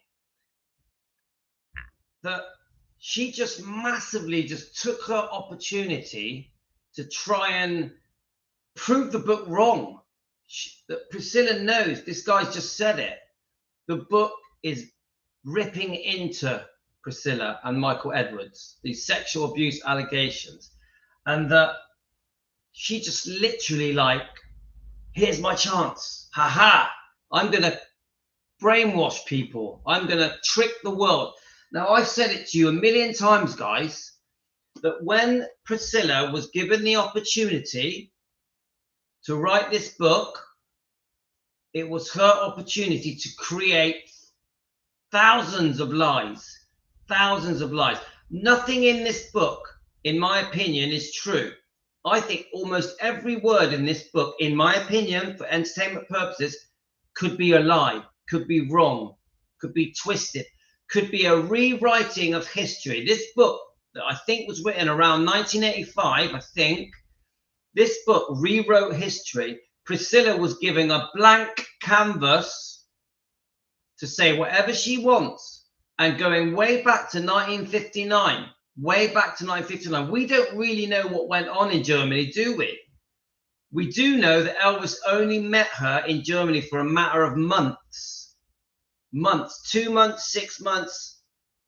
They hardly knew each other. And then Elvis went back to his life at Gracelands to make GI Blues, to do the Frank Sinatra show, to make 3 albums for RCA Victor. Elvis in 1960 went back to his life and didn't see Priscilla again until she was 17 and a half, nearly 18. Yeah? Now remember, Priscilla has admitted many times there was never sex. She said it many times. You get it, guys? This book, written with no witnesses, no proof, by one person, Priscilla Presley. Elvis was not involved in the writing of this book. Elvis had been dead 7 years. Priscilla was a divorcee that was unfaithful. In 1968, just after the baby Lisa Marie was born, with the dance instructor Steve Peck, and then a couple of years later ran off with Mike Stone, the karate instructor, and broke up Mike Stone's family. Mike Stone's wife was pregnant with us and also had a small girl. Priscilla was secretly seeing Mike Stone for a year behind Elvis's back, at the same time as befriending Mike Stone's wife, Frances Stone. They were going for dinner together, to karate events together. Even Priscilla was invited into Frances Stone's house for dinner. And whilst Priscilla was with Frances Stone, Mike Stone's wife, she was sleeping with Mike Stone. Even though Frances Stone was pregnant. And then she has a secret affair with Mike Stone for a year and skips down the road and steals Elvis's child from him and goes and lives with Mike Stone. And Elvis is broken because of her behavior. We have to know the true Priscilla. Now, I'm not doing this as hate. I'm doing this because we have to get to the truth. Priscilla tried to brainwash us. and trick us. My arm's aching. Priscilla had to brainwash us and trick us into believing every word in this book. And the public and the media companies and the interviewers have been going along with the story in this book for 40 years, more or less. The interviewers around the world have been following this book as truth, as history, as fact for nearly 40 years. We've been conned, tricked, brainwashed, misled by this book. Yeah? Well, this book is truth. This book is truth. From the horse's mouth. From the horse's mouth. Let's carry on, guys. I love this guy. I hope he doesn't mind me. Serge Delmar, I hope you don't mind me playing and reviewing your brilliant breakdown of that Memphis book signing event, where I feel Priscilla forced herself into that event. Let's keep going. To see what's in between the lines that has been taken out, that's been ripped out of the story. What else was not put in this story? If this is what made it, imagine what didn't make it. Well, there are questions from the audience that I think if we have time, I would love to read them out. Okay. This is for Riley. If you could spend one day with your grandfather Elvis, what would you want to talk to him about? And what do you want him to know about you? Oh. I mean, again, you guys, this is Lisa Marie Presley's passing. It's a very serious subject. This is a tragedy that she wasn't here to speak for herself.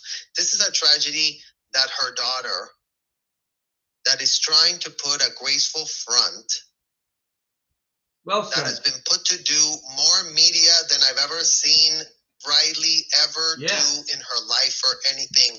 Knowing Riley, let me just comment on that. What he just said, more media than she's ever done in her life. Now, Riley Keough, this is to Salvatore. She is doing like 10 events a day. She's not just doing the book signing events that we all know about. She's also going on loads of media shows, TV shows, news shows, radio shows, pushing this book.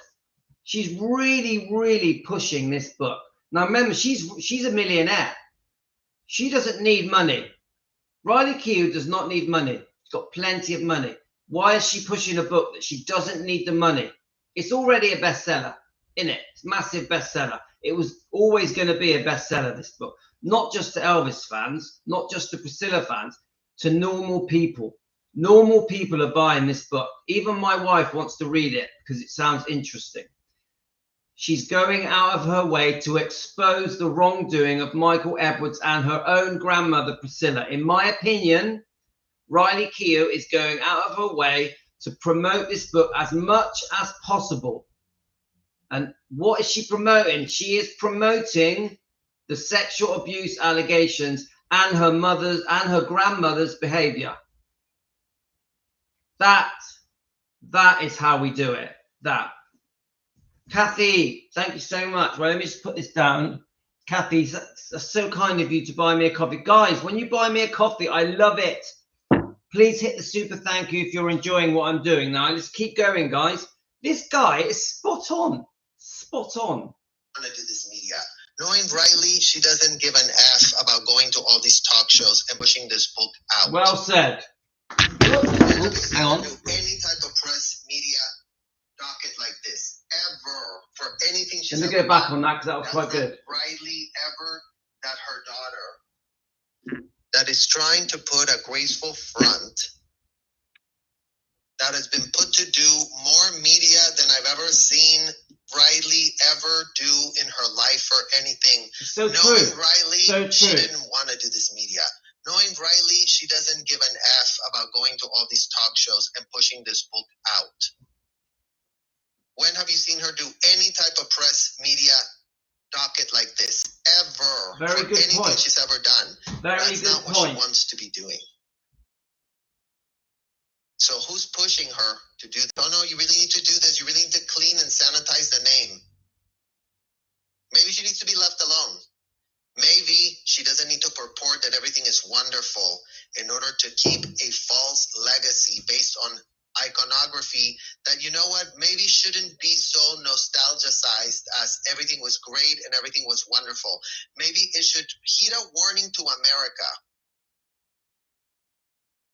that a man that was very creative and did create a lot of change for the world in the time that he was alive. Okay, right. So I think we've covered this gentleman a lot. Thank you, Sir Delmar. I completely see where he's coming from, guys. He's basically saying that something is very, very wrong. Very wrong. Yeah? So I'm just going to see if I can move the camera a bit. Let's have a look. Let's have a look. Let's get me more in the middle, shall we? Got the sun shining in my face, driving me mad. Right, so I move this a bit like this. Can you tell I've got a professional setup in my kitchen, guys? Welcome to my kitchen. Right, okay, so we're coming up to 2 hours. So let's have a look. Let's keep going a little bit longer.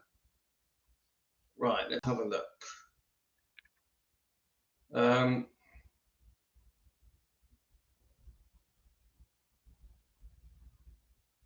Right.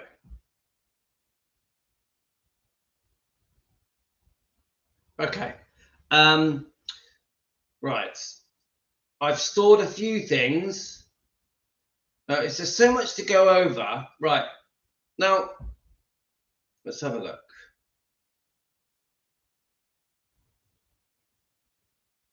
Oh, yeah, I remember now. Let's have a look. It's just, you guys have sent me so much stuff. I don't even know where to start. Right, there we are. I wanted to play some of the book signing events and see if the thing is, it's not very loud. Let's have a look. It's not very loud, guys. This is the London event. And let's get past the music. So I have been fortunate enough to read this book already. It was quite an emotional weekend reading this. But to start with, Riley, I just wanted to ask you, this is obviously a recollection of your life with your mother, Lisa Marie Presley, but also your mother's book that she started and she wanted to complete before she sadly passed away. At any point during this process of making this, did you think, I don't want to do this anymore, I don't want to write this book? Yeah, often. It was very emotional, so I would kind of complete a chapter and then put off doing the next one. So it was kind of a slow process because it was, you know, and when I would finish one, I wouldn't necessarily want to go in and read it again, unless it was like the earlier chapters are very funny and fun. But the later chapters, I would find myself writing them and then not wanting to reread them because it was just felt so intense, which is interesting for me because I've written, but I've never written about myself, so, or my family or anything so personal. So I was trying to approach it as like a task and as like a piece of work that I was having to do, but it was also very emotional. Imagine, and I'm sure that everybody here tonight thinks they probably know some of your family history, but this is more than I ever knew before for sure.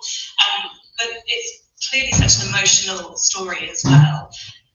When you're writing it, that was one thing, and you kind of explain in the book the process of there were tapes that Lisa Marie had recorded in the sort of starting the process to write the book that you would listen to, and you had to listen to them lying down. Is that correct? I didn't have to lie down, but I was lying down. Oh, sorry. I just was, it was before my Keep listening, guys. I do recognize that, like, I know that creative things happen, so lying down was like a safe place to be.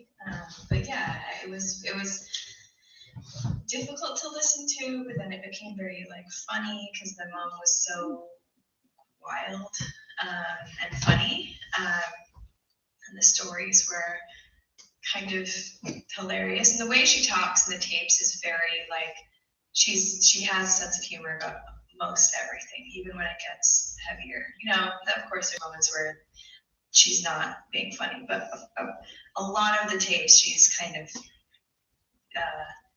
a bit cheeky. So I was laughing a lot throughout it, which is a good thing. But as you say, like a lot of it deals with some very sad subjects, and it's one thing to listen to the tapes and to write that book and to have some sort of control around the environment and how you do that. But just on a kind of personal level, how have you found doing events like this and launching the book and talking about it? Are you taking care of yourself in that as well? I don't know how to take care of myself other than sleep well and eat, but I'm doing those things. I think that there's something about this that felt very daunting, but I also think that sharing like personal stories with people can be like cathartic in a way and truth. You know, I think that so much of why people write stories or books or make films or write songs is to share like lived experiences and connect with people, and this was actually very similar. And so I think that there's something about like being totally honest about your life and sharing things. It is I don't know, that makes you feel more connected with people. Yeah. Would you say as well that you're the coper in your family? I think people take different roles in their families, but it strikes me like you're a coper. Coper? What is that? So like kind of the person who is a bit of the glue, holds things together, the one that I have to like the responsible one? Definitely. Which can be a blessing and a curse, right? Yeah. I mean, it's funny because I'm not like the most responsible person in the world. But I would say in my family, I think I was just maybe a bit of a control freak or something. Well, that brings me nicely onto there's so much, I'm very wary that I don't want to spoil the reading experience for everyone who's going to dive into this story, but there are various themes that come up throughout the book. And one of those is that sort of notion of freedom and control from your mother's life. And, you know, obviously growing up as Elvis Presley's daughter, there's a huge amount of freedom in that. But as a kid, that was quite challenging for her as well. Could you talk to me a little bit about the sort of lifestyle that she grew up around and how that was for her as a child? It's quite remarkable reading about that. Well, I think that she had a very unique circumstance where she was Elvis's daughter, and she grew up at Graceland. And when she was there weren't really rules. She was kind of like the queen of Graceland when she was, 3, 4, 5. And she was, kind of a little bit of a tyrant, I think. But she just really loved the freedom she had there, and she would drive around on her golf cart and boss everybody around and try to fire people. And then I think when she would go home to her mother's house, it was a much more scheduled, probably more normal routine life, that she hated that. Yeah. It's a difficult thing with, living in 2 different families for a start, but also kind of the notion of safety and danger when you're a child as well. There's one particular story that resonated with me because it just seemed so remarkable, but it's true. Could you tell us about the time that she really wanted to go ride roller coasters with her dad, but the kind of how fun but also terrifying that was? It's very American. I think you guys are more scary than Americans. He took her to the amusement park in Memphis, and they would ride on the roller coasters. He loved roller coasters. She loved roller coasters, and he took her. And he rode the roller coaster, and he had his hand on. I think she says he had like one hand on the thing in the other hand. But she didn't tell it like as if she was afraid. She just said, that scene, I know that sounds crazy, but it was the South, and that's just how it was. It was, yeah. And also with that sort of not people saying no to her, the sort of consequences that come with that as well when you're so little to, you're a mother yourself now. Like, can you imagine if you just let your kid do anything they ever wanted to do? I think it came from a place of wanting to make her happy, and I think that he really liked to, kind of create these, or like he loved like grand gestures and giving people gifts and making people happy and surprising people, and so I think it was coming from that sort of place with him of just wanting her to have everything she wanted. I don't know, she definitely was like a little spoiled and bossy, but I think she was aware of it.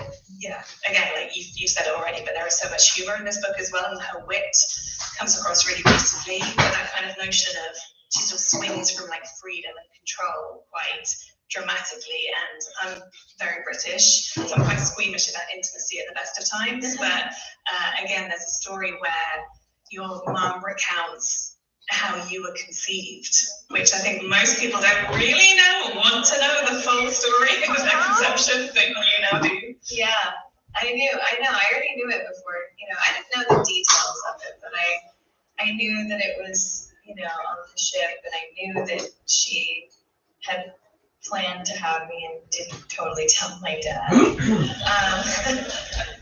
Which she told me about, and for some reason in the book she kind of goes, well, I didn't totally mean to trap him, but she always told everyone she did mean to trap him, so.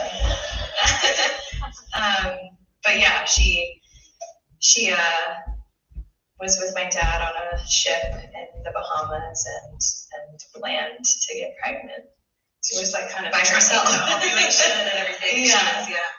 On her own, and I told him later when it worked. Yeah, well, it seems like a good time to talk about your dad as well, because he's a constant, obviously, throughout this story as well. And he was there, even though he wasn't married to your mum for her entire life. He was always a constant presence in your life. Like, how has he been involved in this process of telling this story? What's really amazing is that he lived with my mom while she was doing a lot of these interviews. So there were moments in the audio where I would listen and she would say to the guy she was talking to, like, hold on a second, I'm just going to ask Danny, because he was in the house.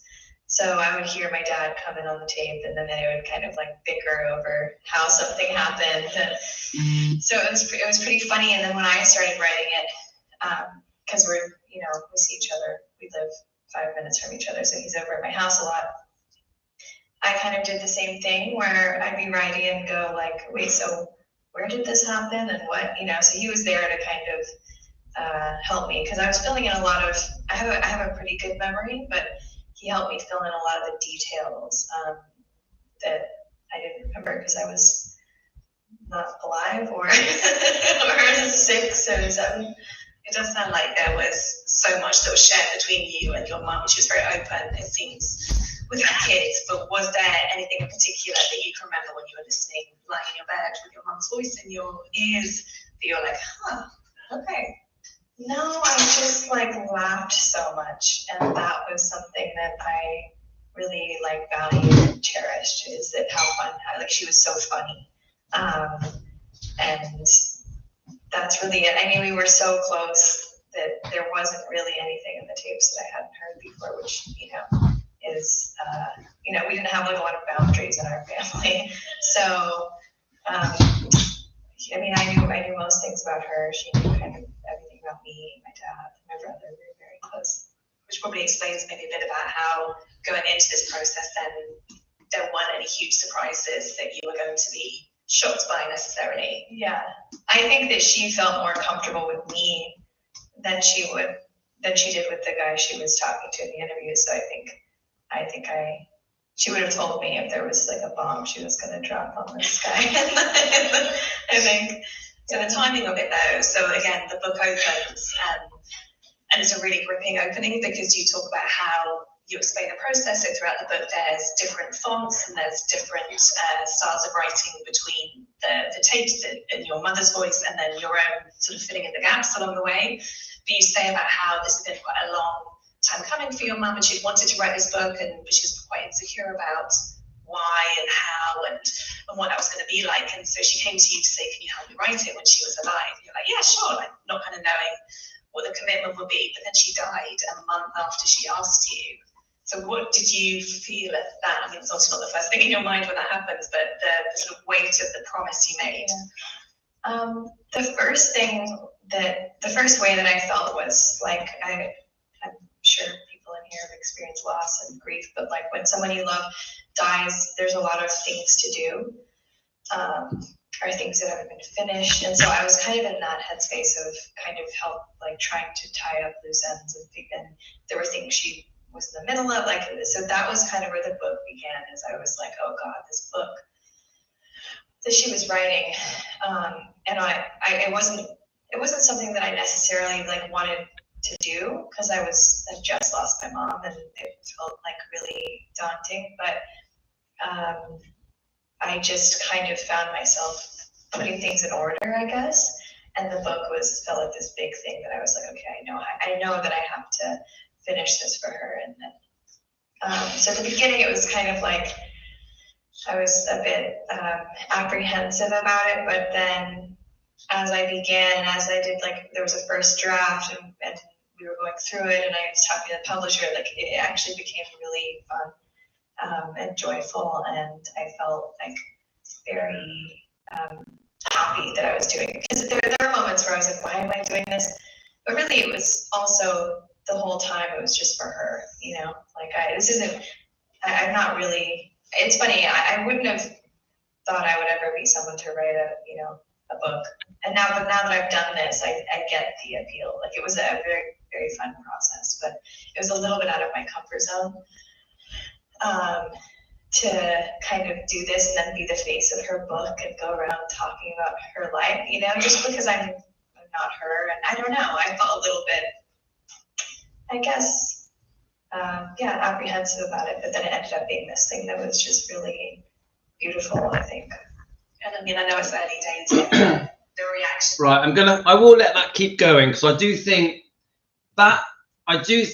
that London show is important, because I think we're seeing a different side to Riley. I think she's opening up more. I've just been reading the 24-hour chat. You got Amy and Nicola are chatting on there. So please, guys, on the Defending Elvis Presley Facebook page, there is a 24-hour chat that you can all join. Please join it. Please join it. It's very interesting. You can post your research, you can post your pictures, your videos, and you can just get to know each other. Yeah. So I highly recommend the Defending Elvis Presley Facebook. Now, sorry I was so long. It's really, the UK has got clear blue skies. The sun has come out. It's beautiful. So in a minute, I'm going to go off and walk the dogs. I just was starting to get really hot. So, but I have made myself a lovely coffee. Get yourselves a coffee. So we're going to go on for a little bit longer, and then I'm going to go off and walk the dogs and try and enjoy this sunshine. So let's just play a bit more. But what I'm hoping that you guys can see from this London interview, where Priscilla hasn't ruined it by making herself center of attention, that a different Riley Q is coming out here, a much more honest, open, caring, loving, and she is definitely defending Lisa. She is. She's there for Lisa. So let's listen.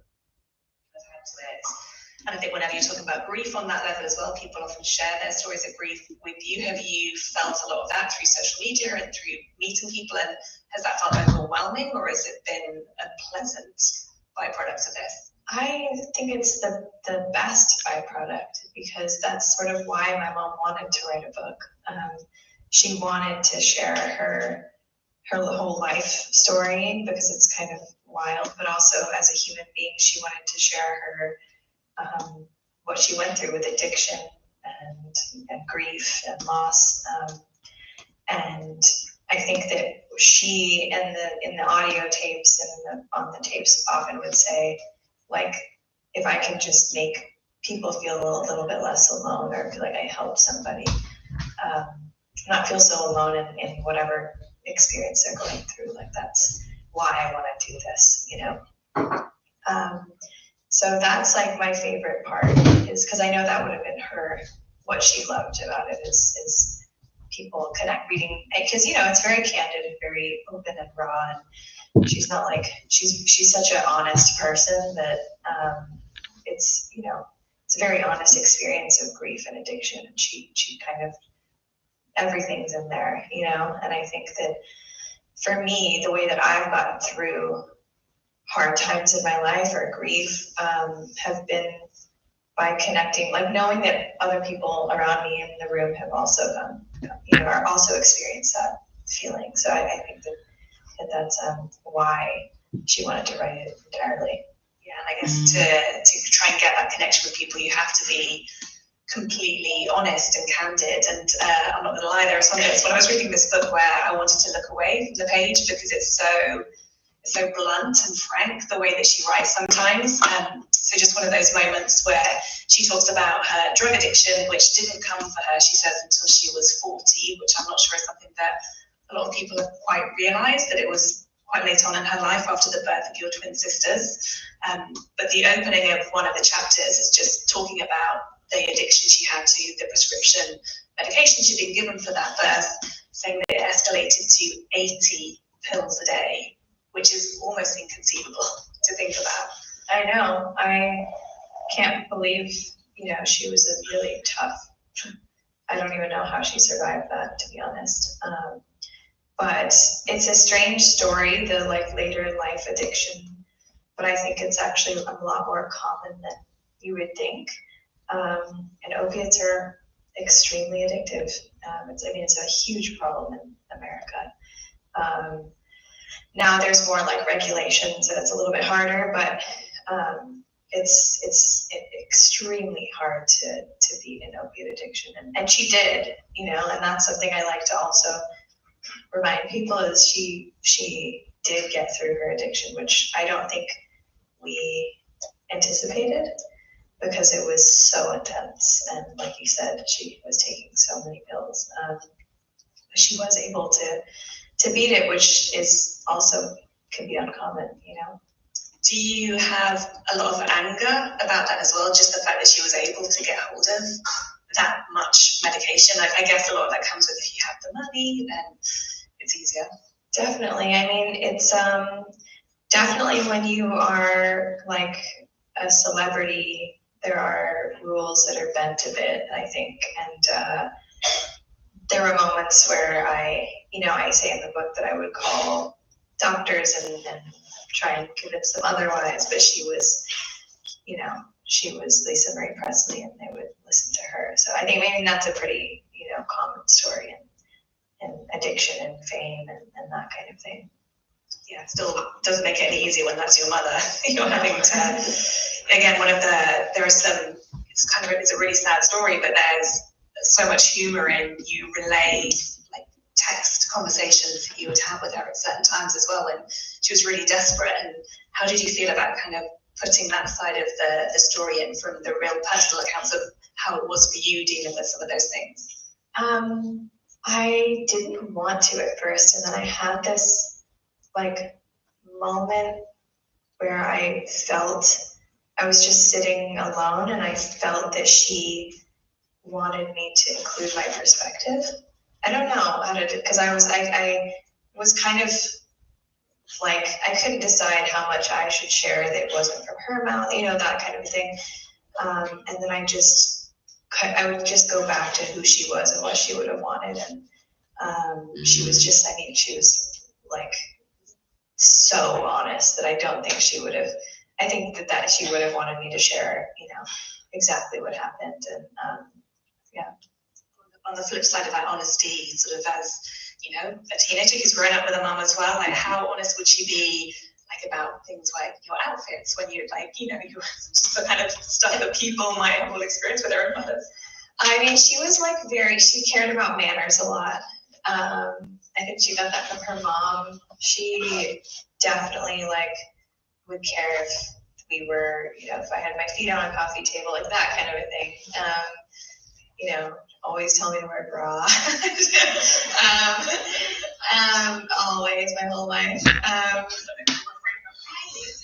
So I'm letting it, normally, you know me guys, normally I just non-stop talk, but I really am taking this in because, I mean, she's talking about how well-mannered Lisa brought her up, isn't she? She's basically saying that Lisa was easygoing with things like school, but when it came to manners and respect and not putting her feet on the table, just basic stuff that is very important, that Lisa was a great mother, really did things the correct way.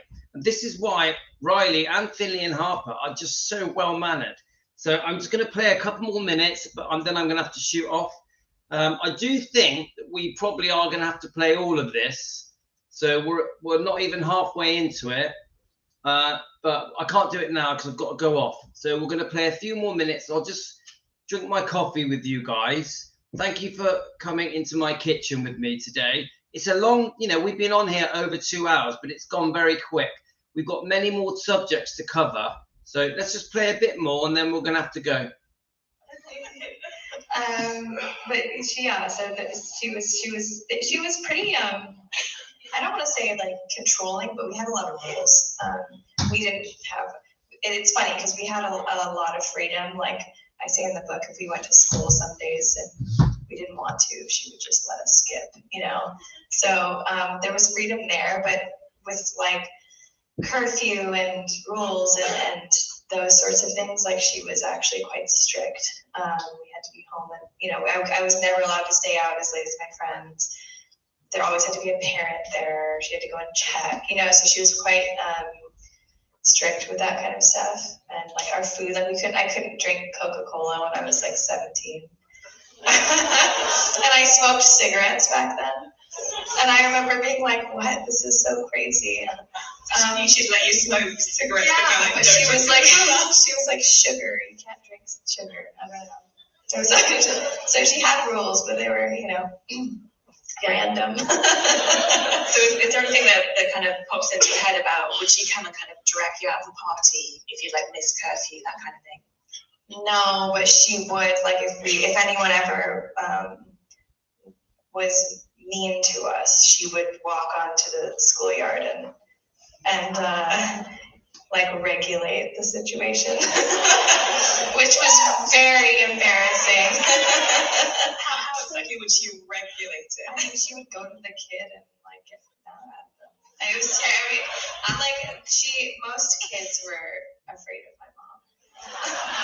And most of my friends growing up were afraid of her and would come through the kitchen and not say anything and just go to my room. But she really would appreciate the ones who did talk to her.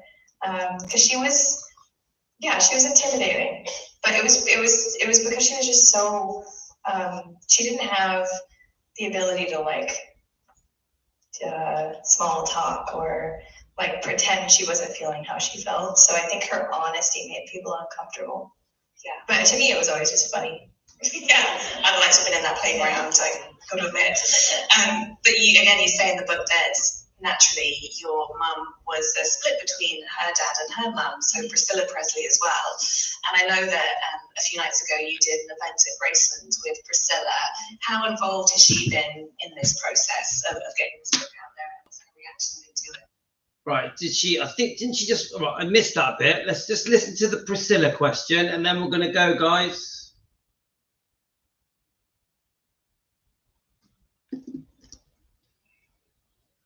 So Priscilla Presley as well.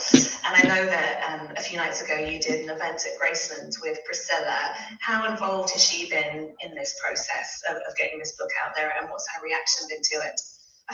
She hasn't been involved at all with the writing process or anything. It was something I did by myself. I actually hadn't shown anyone the book until it came out. Right, let me comment on that. Because the publisher wanted to keep it involved at all with the Graceland. Guys, for all the people that think that Riley isn't properly defending Lisa Marie, the answer to this question says it all.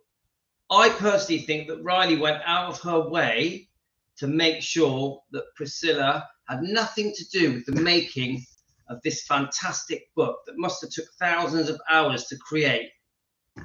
Let's play this bit, then I'm going to have to go, guys. How involved has she been in this process of getting this book out there, and what's her reaction been to it? She hasn't been involved at all with the writing process or anything. It was something I did by myself. I actually hadn't shown anyone the book until it came out, because the publisher wanted to keep it, secret, but also because it was just something I don't know, I didn't share it with anybody. I just thought I wanted it to be complete, and then I send it around. So like my dad just read it, my best friends just read it when it came out. That's a ballsy move. I know. Yeah, I don't think she read it yet. I don't think she's read it, because we redid our Q&A and I think she's read like little bits, but to be honest, she's been working and it's been a few days since it's been out, so it'll be a hard thing to read it. Like, yeah, unless you're like doing, you have a purpose. I think she's been running around, so she will read it eventually. And see, right, okay, I'm going to end it at that. Now, I do believe that Riley thinks that Priscilla has not read the book, and I can see why people think it. I've got sun in my face, which is annoying, but it doesn't matter because I'm going now, guys. But I believe she's read it. If I was Priscilla Presley and the kind of person that she is, which is very conniving, I would have read that book. I would have read that book. I may have given Riley the impression that I haven't, but if I was Priscilla, I would have read that book. Now, this is my last question to you guys. How many of you guys think that Priscilla has read the book? Just out of interest. How many of you guys think that Priscilla has read the book From Here to the Great Unknown?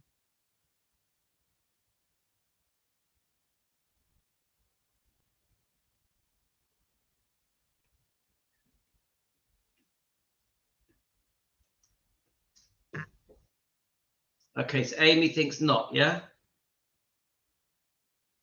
That's Amy Collett, by the way. She's our amazing researcher. Amy Collett. She's amazing. We love you, Amy. We miss you. So Lorna thinks for sure. I think if she had read it, she would have turned up at the Memphis launch. Yes, from Jane.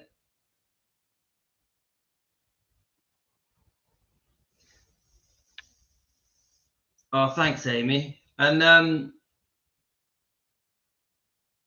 now, let me just get out of this. The sun is like driving me mad. It's right in my face. Let's go over here. Let's see if I can get the sun out of my face. No, not really. I just want to end it on the topic of whether or not Priscilla has read this book, From Here to the Great Unknown, which is the bestseller, guys, around the world. And we know that Riley, the amount of effort she put into putting this book together and getting it out there, and now what she's doing every day, going on 5 to 10 shows a day, plus the book signing events, she must be really working hard to get her mother's truth out there. The more we get her mother's truth out there, especially about Michael Edwards, the allegations, and Priscilla's treatment as a parent, the more good we do for Lisa Marie Presley. I really believe that. But honestly, guys, if there's a possibility that somebody is going to affect my life and they write a book, I'm going to read that book, and I won't even read it once. I'll read it 5 times. This is why I believe from the bottom of my heart that Priscilla has read that book. It's not even a long read, is it? It's quite a short book, this. Now, I understand that many people think that she just hasn't bothered to read this book. I just don't think so. I just put myself in Priscilla's shoes, which is not nice, by the way. She's read it, guys. She's read it more than once. That is just my opinion. Yeah, Amy, I know she said no. I know. And I know that Riley thinks that she hasn't read it as well. But I don't agree. You know me, guys, I'm stubborn. I don't agree. I think she's read that book a few times because that's how she defends herself. She defends herself. This is Priscilla, yeah? She defends herself by knowing about the book. Yeah? That's how I see it. She creates this new narrative to try and belittle Lisa Marie Presley and make Lisa Marie Presley look bad by knowing the book, by understanding what went into that book.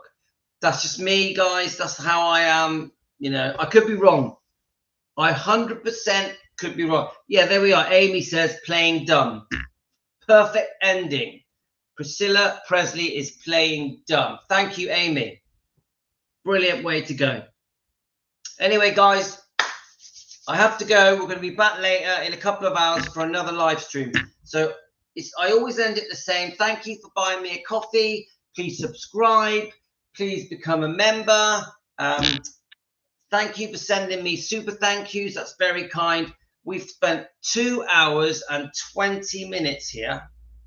Does anyone here feel like it's been 2 hours and 20 minutes? For me, it's gone like that. Like that.